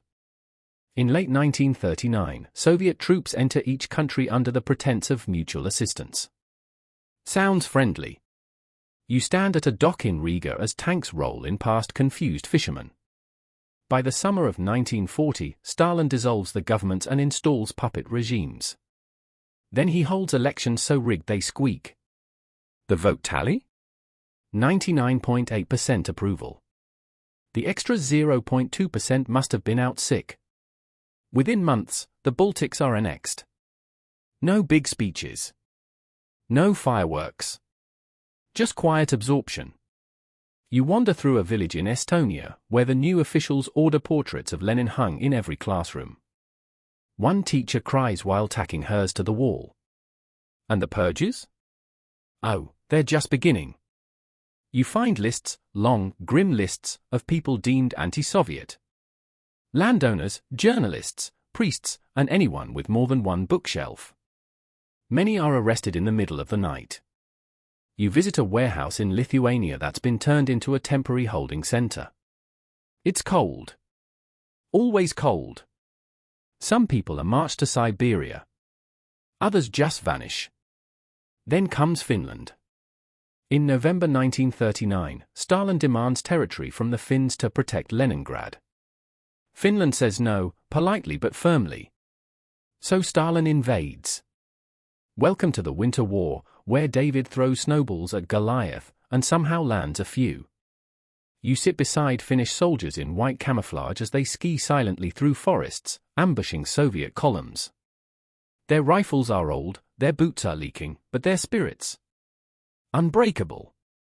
It's minus 30 degrees Celsius, and you're chewing frozen bread. A soldier jokes, if we can survive our coffee, we can survive the Red Army. For a while, it works. The Soviets blunder into ambush after ambush. Their troops are poorly trained, their equipment inadequate. But Stalin has one thing Finland doesn't: numbers. Eventually, by March 1940, Finland is forced to sign a peace treaty. They lose land, but they survive. They remain independent.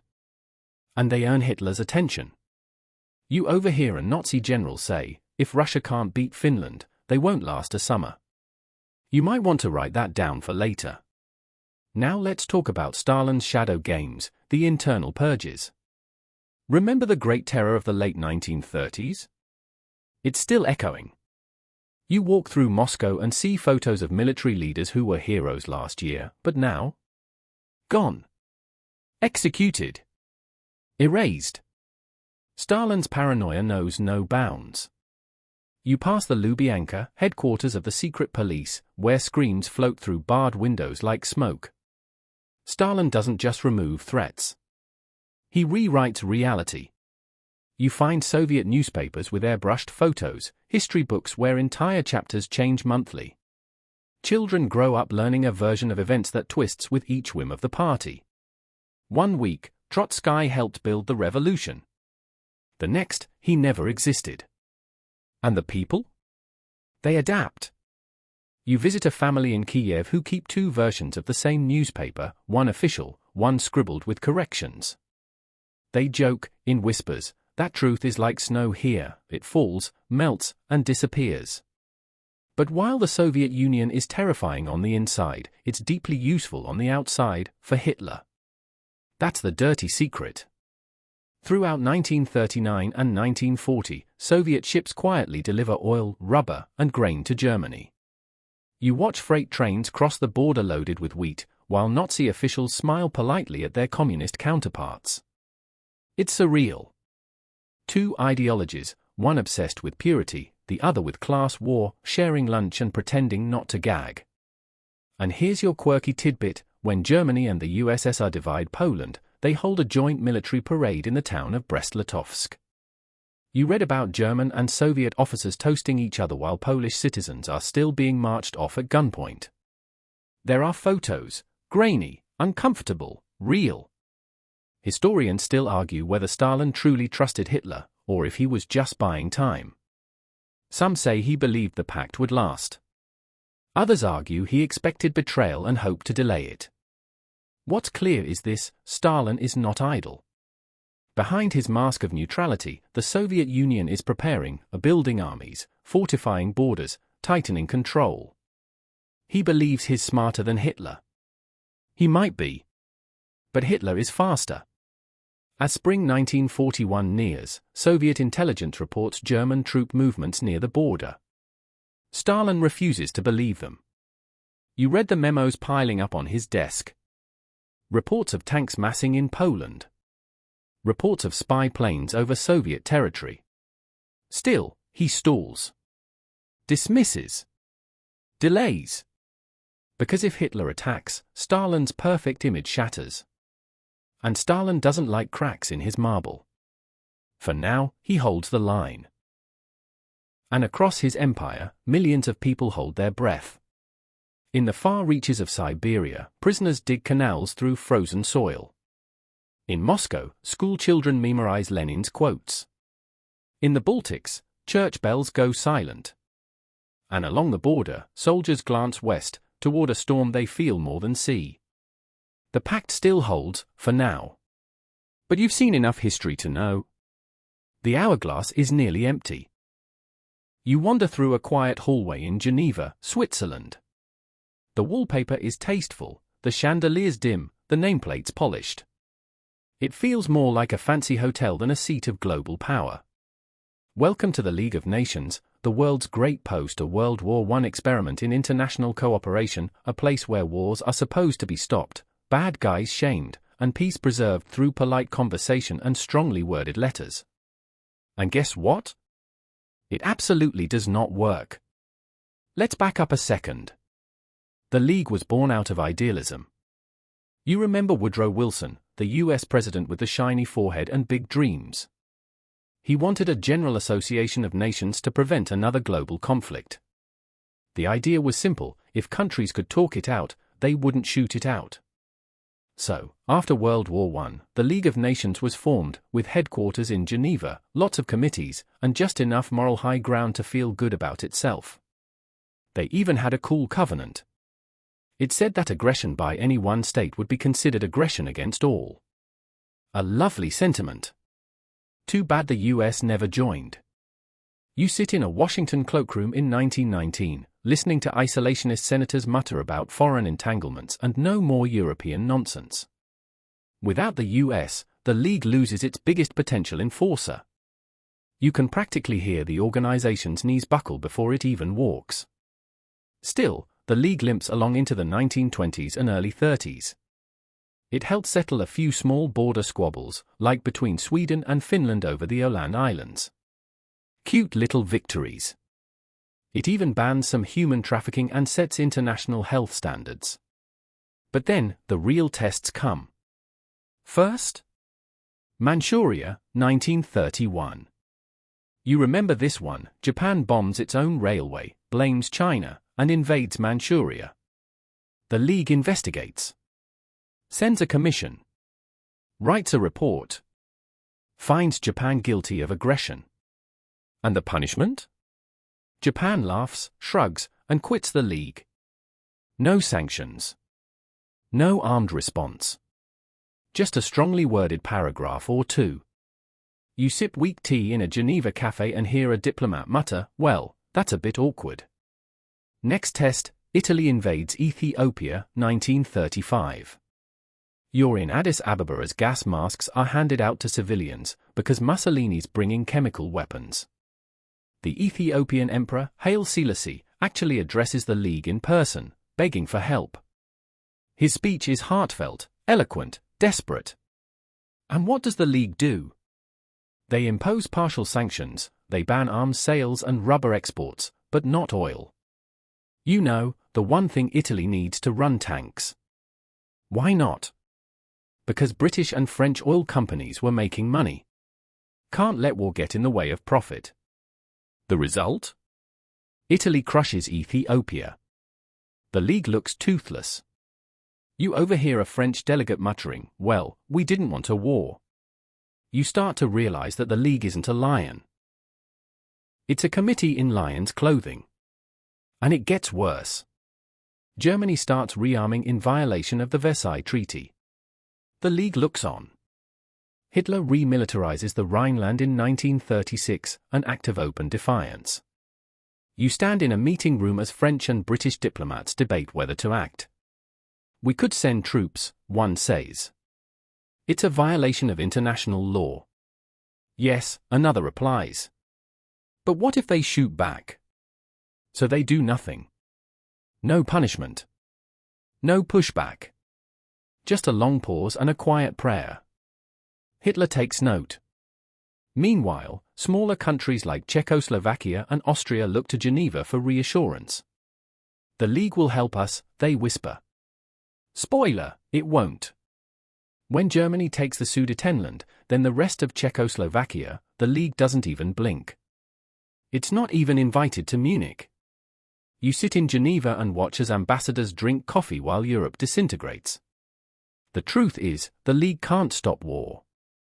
Not because it lacks ideals, but because it lacks teeth. No army. No enforcement power. Every major decision requires unanimous approval, which is like trying to bake a cake with 12 people and no flour. And now, in 1939, with Poland invaded, the League is officially a ghost. Historians still argue whether it was doomed from the start or just mismanaged into irrelevance. Maybe if the US had joined. Maybe if member nations had been braver. Maybe if someone had stepped in just once, early. You glance at the League's big marble conference room and see empty seats, dusty folders, a secretary reading a novel. The world has moved on. And yet, a quirky tidbit, the League technically still exists, even after World War II starts. It limps along like a forgotten relative at a wedding, attending a few awkward meetings until 1946, when it's formally dissolved and replaced by the United Nations. A new idea. A new chance. But that's for later. Right now, the world's in flames. And the people who were supposed to prevent it? They're writing another memo. You duck your head as a low-flying plane screams overhead, so fast and so loud that it seems to shred the sky in half.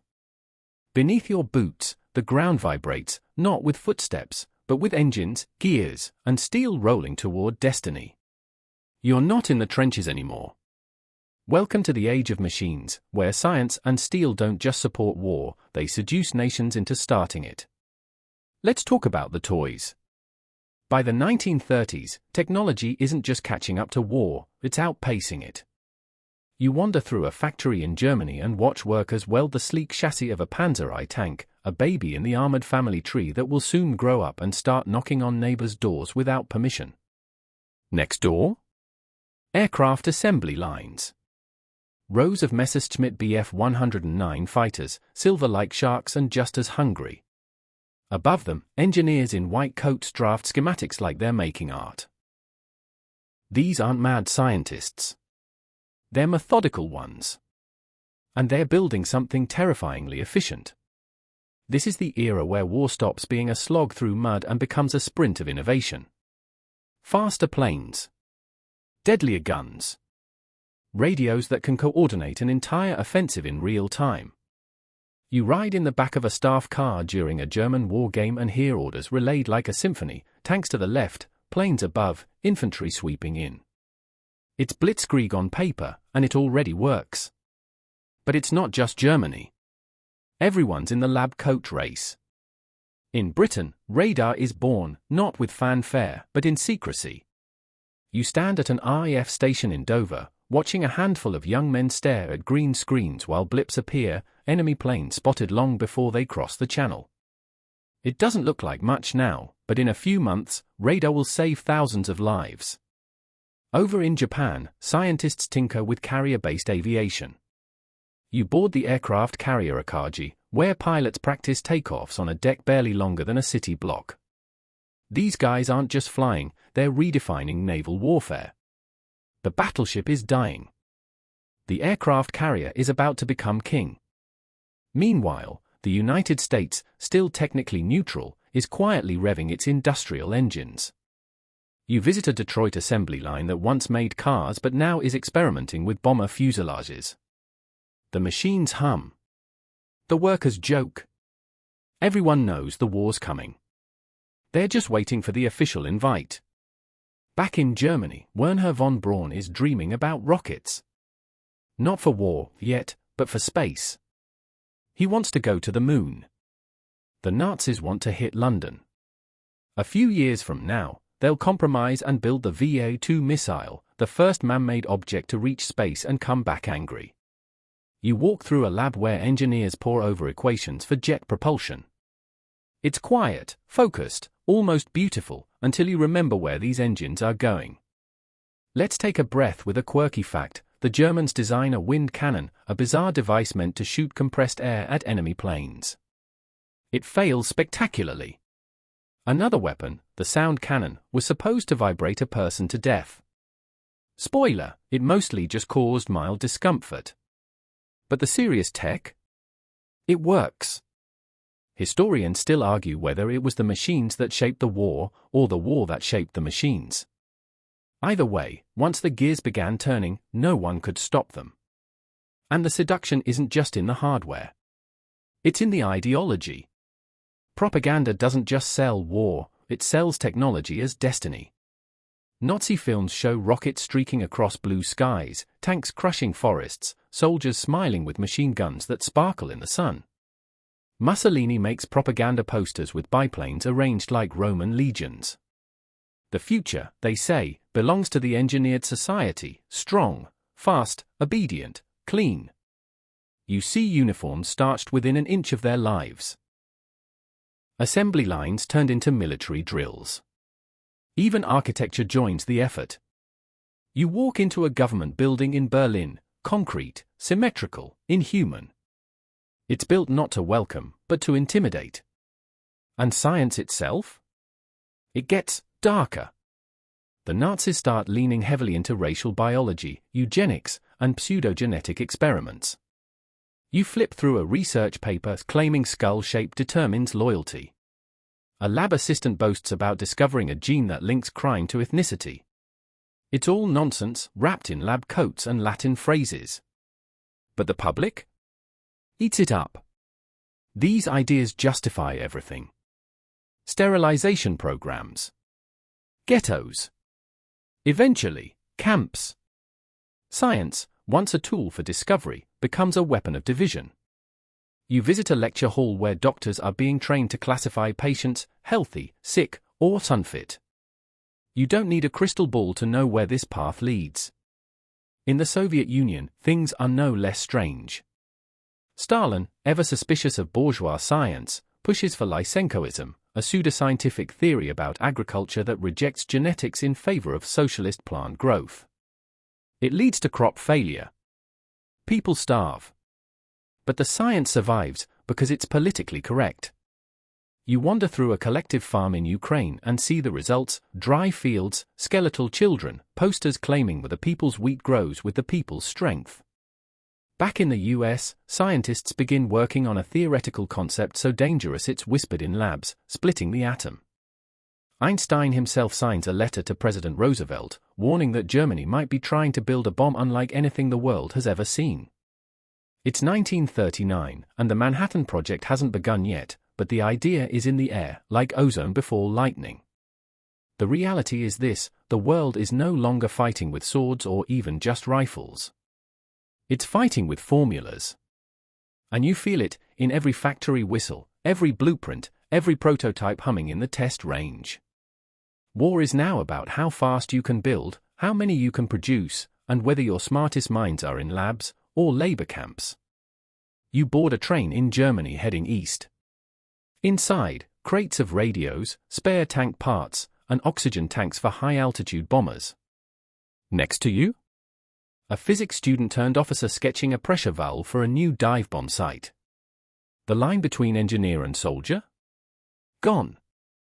And here's something eerie: the more advanced the technology becomes, the less the individual matters. You meet pilots trained to fly like robots, factory workers told not to think, just assemble. One boy brags that he can load a 37mm anti-aircraft gun in under 6 seconds. He can't read a book without moving his lips, but he can load a shell blindfolded. The machine is winning. Even the language of war changes. Generals talk about tonnage of bombs, payload deficiency, collateral impact. No one says homes or families. Just data. And you realize, this isn't just a war of countries. It's a war of systems. Democracies with open factories, arguing over budgets, building while squabbling. Fascist regimes with total control, building faster, harder, crueler. And in the shadows, the scientists, pushing limits, breaking boundaries, asking fewer and fewer questions about ethics. Because ethics slow you down. you sit on the edge of a wind tunnel where a test plane shudders under gale force simulations. It's sleek, beautiful, lethal. And for the first time, you ask yourself a question. In a world where machines grow smarter, faster, and colder, what happens to the humans? You find yourself walking along a red dirt road in the middle of Kenya. The sun's unrelenting, the dust sticks to your skin, and just off to your left, a British colonial officer is shouting orders in English to African porters who pretend not to hear. Welcome to the cracking crust of empire, where far from Europe, another kind of war is quietly brewing, one of empires crumbling, colonies trembling, and the slow, shaking shift beneath the world order. Let's step back for a moment. It's the late 1930s, and while Europe obsesses over treaties and tanks, the rest of the globe, the colonized majority of it, watches with folded arms, weary eyes, and growing fury. You walk through Cairo and see British troops lounging in cafes. In Delhi, you hear chants in the street, "Quit India." In Hanoi, French officials sip wine while Vietnamese workers mop the floors beneath them. The empire model? Still standing. But the foundation?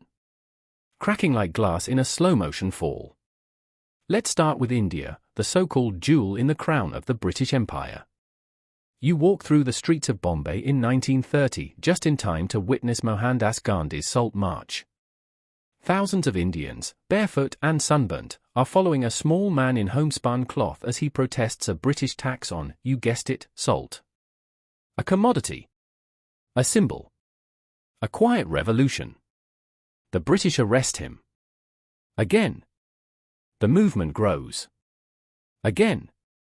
By the time you return in 1939, the Indian National Congress has grown stronger, more organized, more impatient. And here's the kicker, when Britain declares war on Germany, they also declare that India is at war without asking a single Indian leader. Imagine that. You're in a nation of 400 million people, and someone halfway across the world just says, by the way, you're in World War II now. Let's call that a red flag. In Africa, the same pattern plays out, except with more boots and fewer microphones. You visit Nigeria and hear about forced labor quotas. In Kenya, land is taken from locals and handed to British settlers. In Algeria, under French rule, the law divides humans into categories, citizens and subjects. One gets rights. The other gets rations. But now the tension's reaching a boil. Because while Hitler is ranting about racial supremacy in Europe, colonial subjects are asking an uncomfortable question: how are you any different? You attend a meeting of African students in Paris. They talk about liberty, equality, and how none of it seems to apply if your skin isn't the right shade. One of them, a young Martinican poet named Aimé Césaire, will later write, "Colonialism works like Hitler, just without the mustache." Spicy, isn't it? Meanwhile, in French Indochina, you walk through rice paddies patrolled by armed guards. The Japanese have their eye on the region, but for now, the French still pretend they're in control. That illusion won't last. Neither will the illusion of loyalty from their subjects. Historians still argue whether colonial unrest directly caused World War II to spread across continents, or if the war simply peeled back the curtain on an already rotting system. Either way, the pressure was building. And fast. But let's not skip over the weird stuff. Time for your quirky tidbit. In the Belgian Congo, workers in rubber plantations are paid with metal tokens, literally coins with holes in them that can only be used at company stores. Wages? Not a thing. It's like Monopoly money, but crueler. And while King Leopold's ghost hovers somewhere smug, the system continues, dressed up in slightly better PR. And then there's the Middle East. You find yourself in Iraq, where the British installed a monarchy after World War I. By 1932, Iraq is technically independent, but you walk past oil fields guarded by British troops and know better. Tensions are rising. Anti-colonial sentiment is growing. And here's the twist, some nationalist leaders begin flirting with fascism. Not because they love Hitler, but because he seems like the enemy of their enemy. He hates the British and the French. That's enough.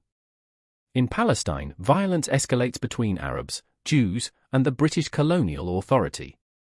You stand near Haifa as British troops use tear gas to disperse a protest, while both sides shout in different languages and the ground bleeds a little more each week.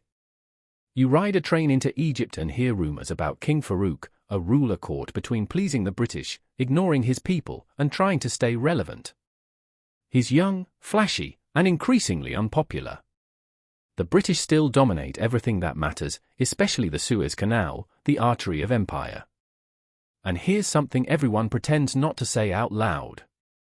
These colonies are about to become battlefields. Because when World War II fully erupts, the European powers will start pulling from their colonies like a desperate gambler pawning his wedding ring. Troops. Resources. Food. Railroads. Everything must go. You walk through Senegal as French colonial officials draft young men to fight in a war many don't even understand. In Madagascar, oxen are requisitioned. In Burma, rice is seized. These aren't just pawns in a global conflict. They are foundations of the war effort. Britain's war machine runs on Indian steel, Nigerian rubber, and Kenyan tea. France's survival depends on Senegalese riflemen and Algerian factories. Even the US, isolationist as it is for now, is eyeing bases in the Philippines and resources from the Caribbean. Its empire on life support. You talk to a young Indian officer in a British uniform. He says, "We fight for freedom in Europe while chained at home." Then he salutes, because he still has a job to do. But his words hang in the air. And you realize something. World War II won't just be a war between empires. It'll be a war that ends them. Not today. Not tomorrow. But soon. Because you can only ask people to die for you so many times before they ask, "Why am I not free?" You ease into a wooden booth in a smoky Berlin jazz club. The saxophone moans, the lights dim, and for just a moment, it feels like the world isn't unraveling. But it is. Outside this little pocket of rhythm and shadow, books are burning, symphonies are silenced, and anything that doesn't march to the same beat gets crushed. Welcome to the cultural crackdown, the war before the war. It's not fought with bullets, but with bans, blacklists, and bonfires. You might think war begins with an invasion. Not always. Sometimes, it begins when a country decides what art should be. It's the mid-1930s. You walk past a German bookstore and notice the windows are freshly shattered. Inside, what used to be shelves of Freud, Kafka, and Einstein now holds only Aryan authors approved by the Reich Ministry of Public Enlightenment. Yes, that was a real thing. At the center of this sanitized storm is Joseph Goebbels, Minister of Propaganda and proud gatekeeper of culture. You watch him strut through galleries and publishing houses, deciding what stays and what gets erased. He doesn't just want obedience. He wants beauty to obey. Degenerate art, they call it anything abstract, modern, Jewish, African-influenced, or just a little too colorful. You walk through an official degenerate art exhibition in 1937, walls covered in paintings by Chagall, Kandinsky, and Klee, deliberately hung crooked with mocking captions. The message? This is what happens when culture runs wild. What the Nazis don't realize is, it's actually one of the most attended exhibitions in German history. People still come. Still look. Still remember. But back on the streets, remembering is dangerous. You pass a violinist on a corner. A week later, he's gone. His music was Jewish. Or maybe he played jazz. That's enough. I know, jazz. The soundtrack of rebellion. You duck into a basement bar in Hamburg where kids wearing slicked hair and zoot suits dance to swing records smuggled in from Paris. They call themselves the swing youth. The Nazis call them traitors. Because jazz doesn't march in step. Let's cross the channel to Britain, where swing is welcomed, not hunted. You attend a Glenn Miller show and watch crowds forget the headlines for a few hours. In America too, jazz blooms. But even there, beneath the glamour, racism keeps the stage uneven. You meet Duke Ellington, a genius composer touring across segregated cities, where he plays to white audiences but enters through the back door. Still, the music pulses. And with it, defiance. Meanwhile, the Nazis are rewriting fairy tales. Literally. You flip open a children's book from 1938 and find a twisted version of Little Red Riding Hood where the wolf is Jewish. Goebbels oversees a nationwide curriculum overhaul, history books rewritten to erase Jewish contributions, science textbooks sanitized of Einstein, literature lists purged. German children now recite poems about blood and soil, not wonder or dreams. And over in Italy? Same playbook, different accent. You stroll through Rome's EUR district, a fascist architectural fantasy built by Mussolini. Massive marble cubes. Harsh symmetry. Everything orderly. Everything grand. The buildings speak fascism louder than any speech. You tour Italian schools where Latin classics are drilled into students, not to inspire, but to glorify empire. Every classroom features a photo of Illinois Juice, watching over lessons like a disappointed uncle. Meanwhile, in the Soviet Union, you pass a painter working on a canvas. It's cheerful. Bright. A smiling farmer with golden wheat. She's not painting what she sees. She's painting what the state demands. Socialist realism, they call it. Art with a job.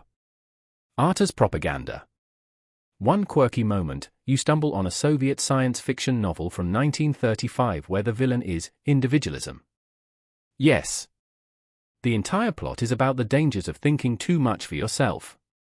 But the real cultural bloodbath comes in book burnings.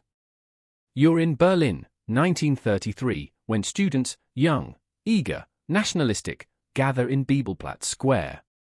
They toss books into flames: Freud, Marx, Remarque, Hemingway, Mann. One student smiles for a photo as he throws a volume into the fire like it's a frisbee.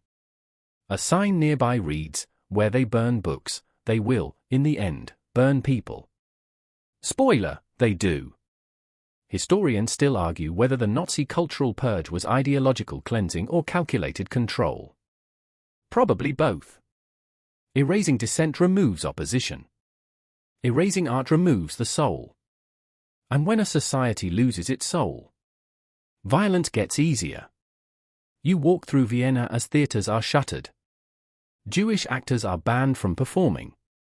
Directors disappear. Museums are stripped, their contents reclassified or sold abroad. Art becomes property. Property becomes power.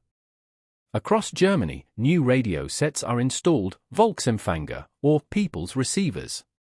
Cheap, state-approved, designed to tune only to Nazi broadcasts. You listen as Hitler's voice slithers through living rooms, past porches, under beds. It's not just about what you hear. It's about what you don't. And in occupied countries, the cultural fight continues underground.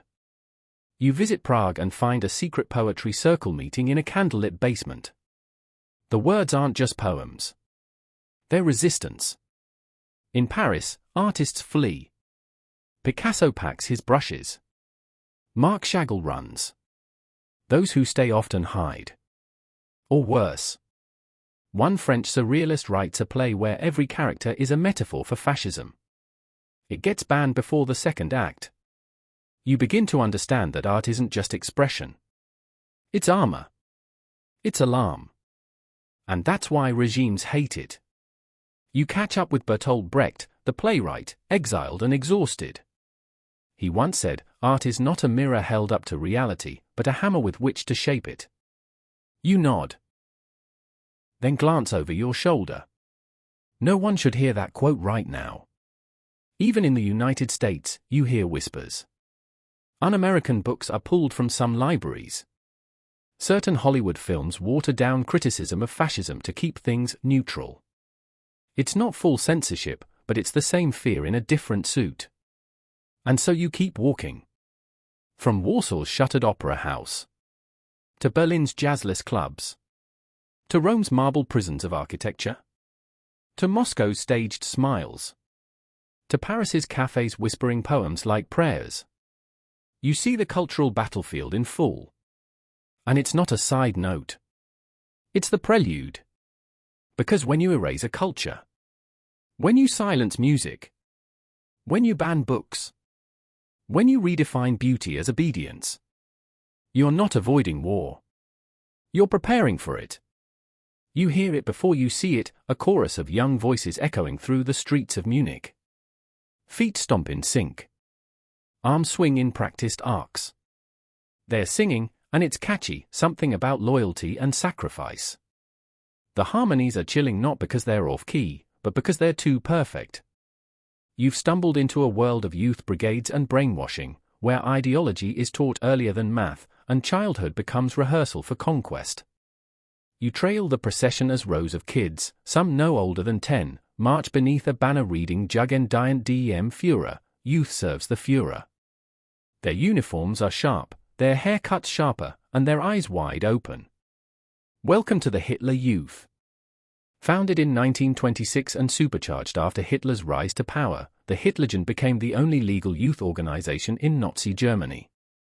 You watch local scout groups get absorbed, churches lose their youth wings, and parents warned not to resist. Resistance equals suspicion. Suspicion equals disappearance. By the mid-1930s, enrollment is effectively mandatory. And you? You're standing on a training field as a 12-year-old boy named Carl takes apart a rifle faster than you can say puberty. His reward? A swastika armband and a handshake from a party official. But it's not just boys. You peek inside a meeting of the League of German Girls, Bund Deutscher Mädel. The girls are learning calisthenics, cooking, Nazi songs, and a very specific kind of biology, the importance of racial purity and bearing children for the Reich. You hear an instructor say, "Your womb is your battlefield." Let that sink in. This isn't summer camp. It's state-sponsored grooming. The entire point is to raise loyal Nazis, not just in thought, but in instinct. You feel it in their stories, in their games, in the way they salute before snack time. What they don't learn, critical thinking, compassion for outsiders, or that other humans are human too. You speak to a teacher who's been quietly removed from her job for refusing to call Hitler the father of the German people. She now sweeps floors in the same school where she once taught poetry. Even recess isn't safe anymore. Let's talk about how it spreads. Because this isn't a uniquely German phenomenon. Fascist youth groups pop up all over Europe. In Italy, you meet kids from Opera Nazionale Balilla, the Italian fascist youth program.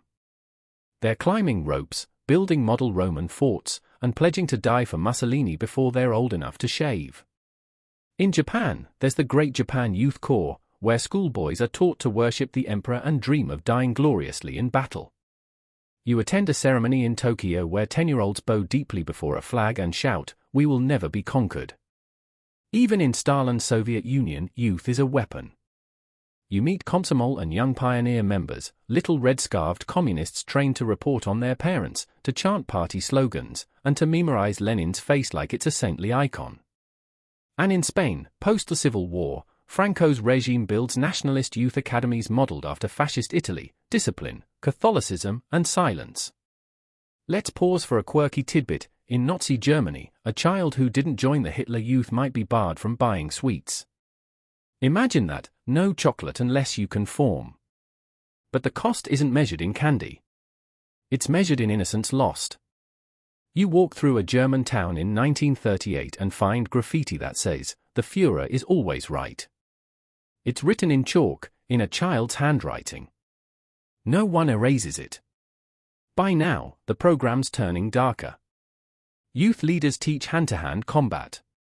You watch boys practice throwing grenades, fake ones for now, at mannequins painted to resemble caricatured enemies of the Reich. At night, they sit around campfires and sing songs about dying for Germany. It sounds romantic. Until you remember that soon, some of them will. You hear a joke in Berlin, first we teach them to sing. Then we teach them to shoot. Then we teach them to forget how to cry. And it's not far from the truth. Historians still argue whether these programs were fully effective in building long-term loyalty, or if they simply created the illusion of unity. Many children did conform. Some even became officers. Others broke ranks the moment they could. But the impact ran deep. Even when the war ends, these kids will carry memories they can't explain. In Poland, under occupation, Nazi-run schools teach that Polish history no longer matters. Children learn to read using pro-German propaganda primers. Meanwhile, secret schools pop up in basements. You attend one, watching children whisper history lessons while pretending to play. In France, after the Nazi invasion, collaborators create youth groups modeled after Hitler's, hoping to raise a new generation of obedient Vichy loyalists. It never quite sticks. French kids prefer jazz records and muttering Pétain smells when no one's listening. But still, the model is there. Because every fascist state understands something fundamental. Control the youth, and you control the future. And it's not just militarization. It's moral isolation. These children are taught that empathy is weakness. That difference is danger. That freedom is selfish. That obedience is the highest virtue. You see a young boy report his neighbor for hiding a Jewish family. He's rewarded. Given a medal. Called brave. His parents disappear. He's told they've been relocated for disloyalty. He salutes and goes back to school. You want to scream. Instead, you sit on a bench in Dresden, watching two children argue over who can draw a better swastika in the dirt. They don't even know what it means. But they know they're supposed to love it. And that's the point. The war hasn't even truly begun. But the generation who'll fight it? They're already being trained. Not just to shoot. Not just to march. But to believe. You stand beneath a grey sky in London, umbrella in hand, watching a figure approach with his own umbrella raised like a white flag. It's Neville Chamberlain, Prime Minister of Britain, stepping off a plane from Munich in 1938 with a slip of paper clutched tightly in his fingers. His smile is polite, cautious, almost relieved. That paper? It's not a victory. It's a ticking time bomb disguised as diplomacy. Welcome to the world of Chamberlain's umbrella and other disasters, where well-meaning leaders try to outwit history and end up dinner. You remember this moment, the infamous return from the Munich conference. Chamberlain holds aloft the signed agreement from Hitler himself, declaring peace for our time. The crowd cheers. Flashbulbs pop. Somewhere, a newspaper editor types the headline with trembling fingers. But behind the scenes? Hitler is already laughing. Let's rewind a bit. You're sitting in the British cabinet room earlier that year, surrounded by men in tweed who genuinely believe they can negotiate with a man who's rewritten borders like a monopoly board. They think Hitler's just a loud populist. They think war can be managed like trade tariffs. They're wrong. The problem isn't that they're fools. It's that they're traumatized. The ghost of World War I still haunts every decision. You can see it in the way Chamberlain clutches his pen, in how every conversation starts with, "We must avoid another catastrophe." He means it. And so, appeasement becomes policy. Not because they trust Hitler, but because they don't trust war. You attend private meetings between Chamberlain and his military advisors. The reports aren't good. Britain's air force isn't ready. The army is small. The public doesn't want blood. So Chamberlain keeps stalling, hoping diplomacy will buy time. In a way, he's not wrong. Britain is rearming quietly. But appeasement comes with a cost, it feeds the very beast it's hoping to tame. Meanwhile, across the Channel, France is just as divided. Prime Minister Daladier accompanies Chamberlain to Munich and signs the agreement too, even though he knows it's nonsense. The fools want peace, he mutters later. They shall have it. And now let's visit the clown car of disasters that surround this moment. Disaster number 1, the Czechs aren't even invited to Munich. You sit in Prague with Czech officials, stunned, listening to radio broadcasts announce that a huge chunk of their country is being handed over to Germany. It's like watching your neighbor sell your kitchen while you're still cooking. Disaster number 2, the Soviet Union, still pretending to be a player on the world stage, offers to help Czechoslovakia if France and Britain act. But no one takes Stalin seriously. You wonder if this might be why, a year later, Stalin signs a pact with Hitler instead. Petty? Sure. But strategic. Disaster number 3, after Germany swallows the Sudetenland, they don't stop. By March 1939, Hitler takes over the rest of Czechoslovakia. The whole thing. No vote. No excuses. No pretense. You walk through the streets of Prague as German troops arrive, not to cheers this time, but to silence. And that's when Chamberlain finally gets the memo. He gives a speech in Parliament that sounds less like a lecture and more like a confession. He still defends appeasement, but now Britain promises to defend Poland. And this time, it's real. Sort of. Disaster number 4, Britain and France try to court the Soviets into an anti-Hitler alliance. You sit in a dusty Moscow room as diplomats arrive weeks late, without decision-making power, and with no real urgency. Stalin watches them with mild amusement before showing them the door. And you already know who comes knocking next, Ribbentrop, with that infamous Molotov-Ribbentrop Pact. Boom. Poland's fate is sealed. And now? Britain and France have no more excuses. But let's pause for a quirky tidbit. Chamberlain becomes so associated with appeasement that cartoonists start drawing his umbrella as a character, sometimes with a monocle, sometimes crying. One satirical play has the umbrella give its own monologue about how it tried to stop Hitler but got bent out of shape. Ouch! Meanwhile, in Germany, Hitler senses weakness. He's not just planning Poland. He's drafting blueprints for Operation Sea Lion, the invasion of Britain. He doesn't believe Britain will fight. Not really. Not well. But you know better. Because not everyone in Britain is waving white flags. You step into a smoky backbench meeting in Parliament and find Winston Churchill pacing like a lion in a small cage. He's been screaming about Hitler for years. They called him a warmonger, a relic.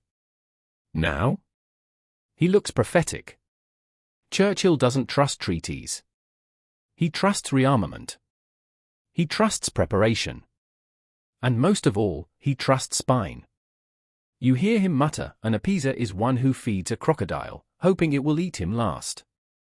You've heard that crocodile analogy before, haven't you?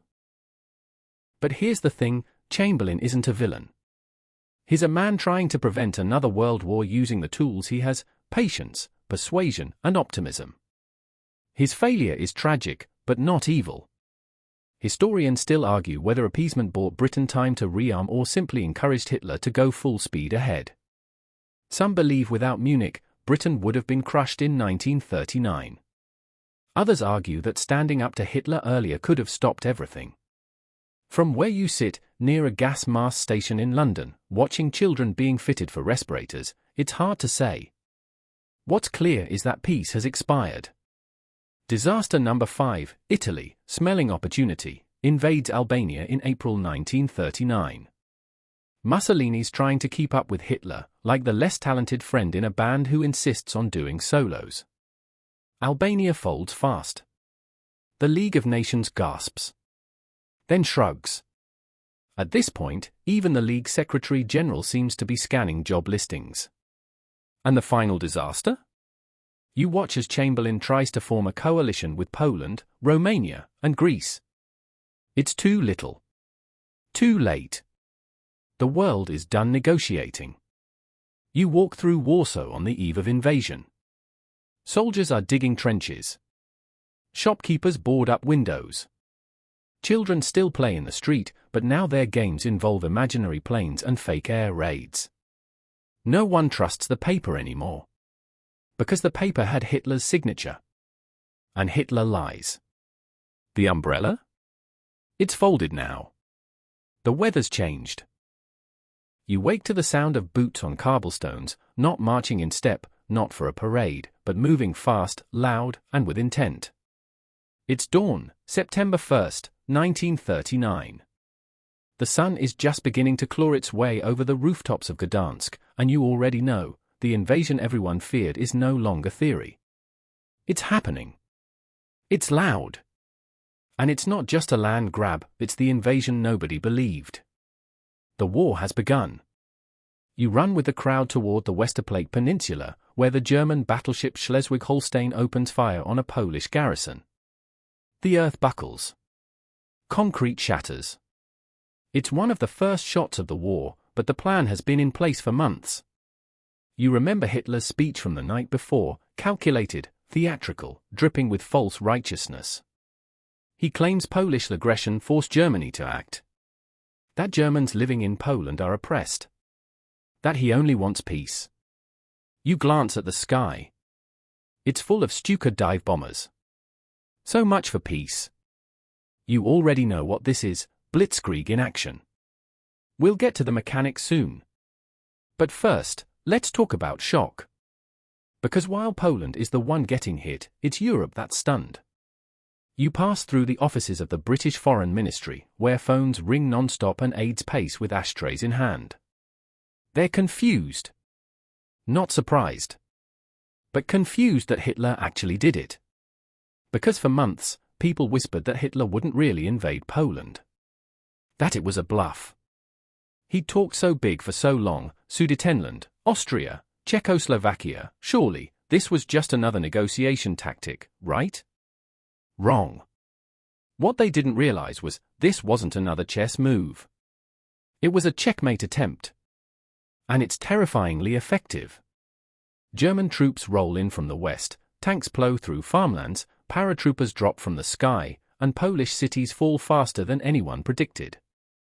You ride with refugees leaving Lodz, hauling goats and wedding photos on carts. There's no plan. Just get east.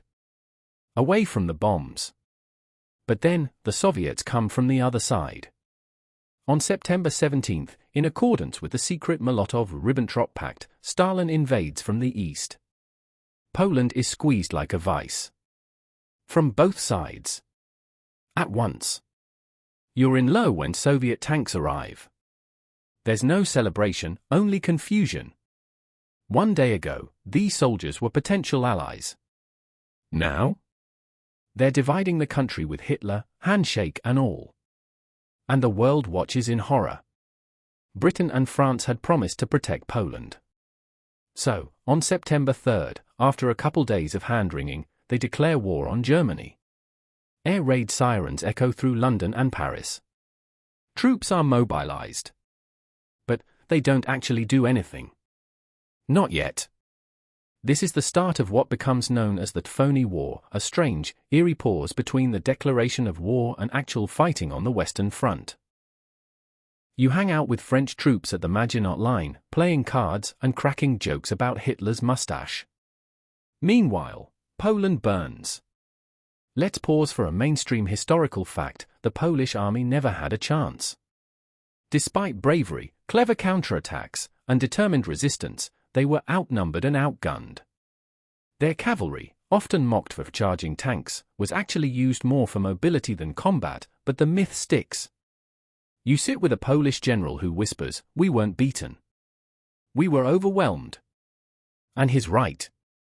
By October 6th, Poland is carved up like a roast between two dictators. And still, Britain and France have done nothing beyond mobilizing and printing pamphlets. You pick one up, it suggests families buy blackout curtains and consider digging personal bomb shelters. Nothing says we've got your back like DIY trench tips. Now let's talk about something bizarre, your quirky tidbit for the night. A few days before the invasion, Nazi soldiers stage a fake Polish attack on a German radio station in Gliwice. They dress up in stolen Polish uniforms, shoot up the station, and leave a German prisoner, murdered and dressed as a Polish attacker, as proof. The operation is called Operation Himmler. It's staged. Sloppy. Transparent. But it doesn't matter. Because truth has already been blitzed. This is Hitler's pattern: create a lie, repeat it loudly, and then use it to justify violence. You see him do it again in every speech, every fake border incident, every photo op with carefully posed children and flags. Historians still argue whether Britain and France ever really intended to fight for Poland, or whether the guarantee was just a bluff they hoped wouldn't be called. One thing's clear, they weren't ready. And now? They have no choice. You stand on the streets of Paris and watch as anti-aircraft guns are wheeled into place. Gas masks handed out. Barracks filled. The mood? Not anger. Not panic. Just resignation.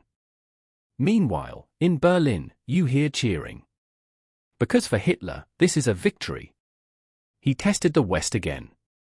And while they finally declared war, they still haven't stopped him. Worse still? Stalin is off the hook. He claims to be liberating Eastern Poland, even as Soviet troops round up Polish officers, professors, and priests. You sneak into a camp near Kharkiv where officers are being processed. You don't know it yet, but many of these men will be executed next year in the Katyn forest, buried in shallow pits, and denied by the Soviets for decades. So yes, Poland is invaded. But it's also forgotten, a sacrificial lamb on the altar of delayed action. And then, silence. Not the good kind. Not peace. The kind where everyone waits. Digs in. Listens. Across Europe, people feel the pause in their bones. In Denmark, shops stockpile food. In Norway, soldiers practice patrols with old rifles. In Holland, bicycles outnumber bullets. But border stations double their guards. They all hope Hitler is done. He's not. He's just getting started. You're sitting in a cafe in Brussels, sipping weak coffee and watching the world pretend everything's fine. The man next to you folds his newspaper just a little too slowly. You know the headlines, Hitler's next move is coming, but no one knows where, or when, or how hard. It's April 1940, and Europe is quiet. Too quiet. Like the pause before a trap snaps shut. The phony war is about to become very real. Let's recap. Germany crushed Poland in weeks. Britain and France declared war, but barely lifted a finger. The Soviet Union helped carve up Eastern Europe. And now? It's spring, and everyone's waiting for Hitler's next trick. You head north to Denmark, a country so peaceful it feels like it runs on pastries and polite silences. On April 9, 1940, German troops roll in before breakfast. You barely have time to put on your coat before Copenhagen is occupied. No long battle. No bloodbath. Just a politely worded surrender and a handshake. Then comes Norway. Hitler doesn't just want it for the fjords. Norway controls access to Swedish iron ore, vital to German industry. Control the coast, control the metal. Plus, he's worried that Britain might beat him to it. So the Germans launch Operation Weserübung, an invasion of Denmark and Norway at the same time. You're aboard a German transport ship passing through heavy fog. Troops clutch rifles. Planes scream overhead. They land in Oslo, Trondheim, Narvik. And the Norwegians? They fight back. You sit in a freezing trench with a group of Norwegian conscripts, firing down at German ships trying to push up the fjords. They're outgunned, but not outspirited. Even Britain and France finally get involved. They send troops to help defend Norway. For a moment, it looks like they might finally hit back. But the German Luftwaffe, their air force, pounds Allied forces from above. Supply lines buckle. Communication fails. You watch as British troops try to evacuate through snowy forests while German paratroopers land just ahead of them. By June 10th, Norway falls. The British retreat. The Norwegian surrender. Hitler now controls the entire northern coast of Europe. You glance at a map. See how close Norway is to Britain. Feel the breath of war getting warmer. But you're not even done yet. Now comes the real shocker, the invasion of the West. Everyone expected Hitler to attack France through Belgium, like in World War I. So the French build the Maginot Line, a massive wall of fortifications on the German border. Steel bunkers, underground railways, artillery nests. It's impressive. So Hitler just goes around it. On May 10, 1940, he unleashes Fall Gelb, Case Yellow, and it's not just bold. It's insane.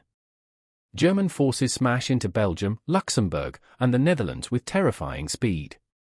Paratroopers drop into key Dutch bridges. Gliders land directly on top of fortresses. You're in Rotterdam when the bombs begin to fall. The Germans offer a surrender. The Dutch hesitate. So Hitler flattens the city center.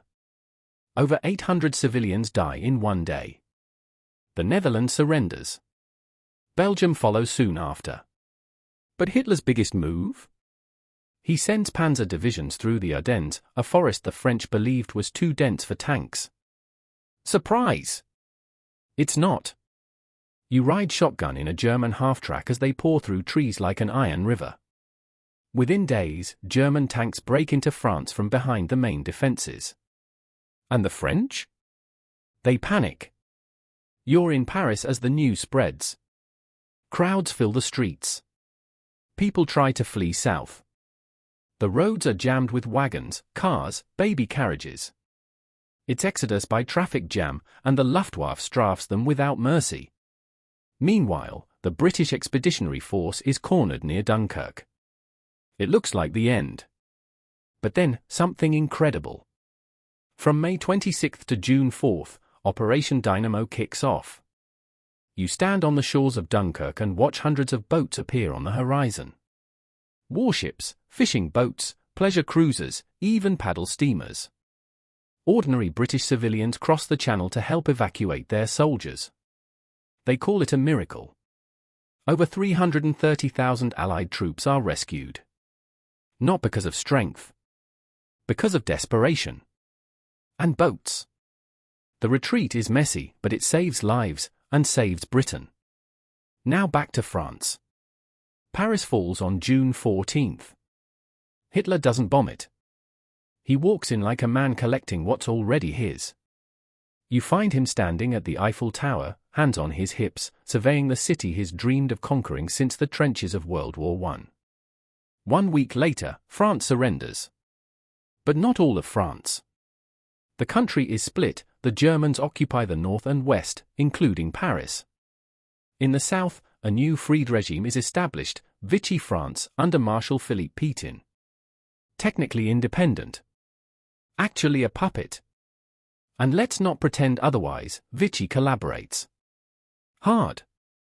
They arrest resistance members. They deport Jews. They print newspapers full of Nazi rhetoric.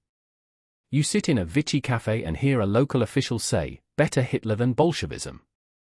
He toasts to order. You sip your wine and grimace. Meanwhile, Charles de Gaulle, a French general, flees to Britain. From London, he broadcasts a message over the radio: France has lost a battle, but France has not lost the war. A resistance is born. But in the short term? Hitler has taken everything. Let's lighten the mood with your quirky tidbit. When the Germans first arrive in Paris, the French disable the Eiffel Tower's elevator cables, so if Hitler wants to raise the swastika at the top, he has to walk up the stairs. He declines. The flag is raised halfway and blows off in the wind. Even the tower resists. But don't miss the bigger picture.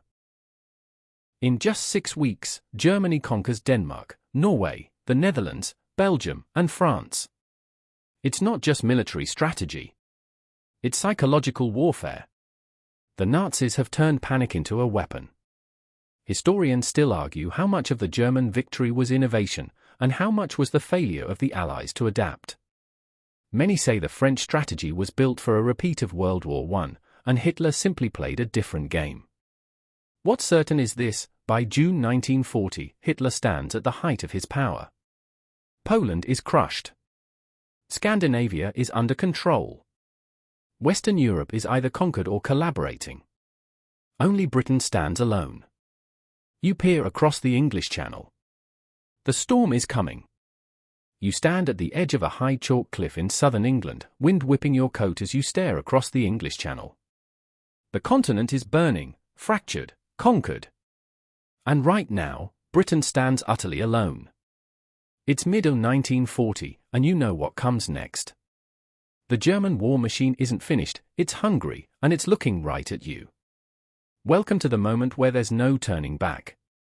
Hitler has conquered Poland, Norway, Denmark, the Low Countries, and France in under a year.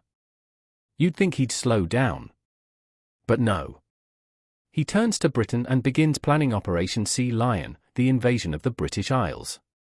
But first, he needs to clear the skies. So begins the Battle of Britain.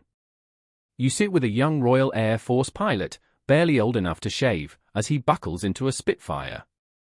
He's not fighting for land or ideology. He's fighting for home. Just this island, just this day.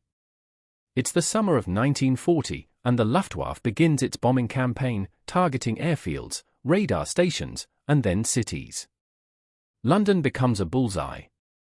You crouch in the tube station at night with families singing to stay calm as bombs fall overhead. It's called the Blitz, and it lasts for 8 months. Fires rage. Buildings collapse. Lives vanish into smoke. But Britain holds. And here's something crucial: the British don't win because they outgun Germany. They win because of radar, faster planes, smart coordination, and a stubborn refusal to bow. You remember those green radar screens? Now they're saving cities. In Germany, Hitler is stunned. He thought Britain would negotiate. He didn't count on Churchill. You listen to one of Churchill's broadcasts. "We shall fight on the beaches, we shall fight in the fields and in the streets, we shall never surrender." And the British don't. The Germans eventually shift to bombing morale instead of infrastructure, bombing cities instead of runways. That's a mistake. Because you can't bomb out British stubbornness. Let's swing the lens wider. Remember how Stalin signed that pact with Hitler? That peace won't last. Hitler's got bigger dreams. In June 1941, he'll break that pact and launch Operation Barbarossa, a massive invasion of the Soviet Union. That's coming. And the United States? Still technically neutral. Still watching. But the gears are turning. After Pearl Harbor in 1941, the US will dive in headfirst. That's coming too. Right now, in late 1940, lines are hardening. Neutrality is cracking. Every nation must choose. Let's talk about resistance. You walk through Warsaw, where a young boy passes notes to a woman in a bakery. The note is for the Polish underground. In Paris, someone tears down a Nazi poster and replaces it with a tricolor flag in chalk. In Greece, villagers sabotage train lines at night. Resistance is small, messy, and often suicidal. But it exists. Always. And then, across occupied Europe, the real nightmare begins. The persecution of Jews, so far scattered and brutal, now becomes systematic. You walk through a newly built ghetto in Lodz. Barbed wire. Armed guards. Starving children. Businesses are marked. Synagogues are burned. Jews are forced to wear yellow stars. Step by step, the machinery of genocide is assembling. This war isn't just about territory anymore. It's about ideology. The Nazis aren't just expanding, they're cleansing. First with ghettos. Then deportations. Later, camps. You don't know it yet, but places like Auschwitz and Treblinka are already on the drawing board. And here's your quirky tidbit: some German soldiers, upon arriving in France in 1940, were given tourism brochures. Visit the Eiffel Tower, it read. Enjoy French cuisine. They expected sightseeing, not resistance. But the world isn't playing by Hitler's script. And now, cracks are forming in the Nazi facade. Historians still argue whether Hitler could have won the war had he not turned on the Soviet Union, or if his ideology always made that invasion inevitable. Many believe his own overconfidence, fed by quick victories, became his downfall. But here's the turning point. In 1940, Hitler is the most powerful man in Europe. His enemies are scattered. His borders stretch from the Arctic Circle to the Pyrenees.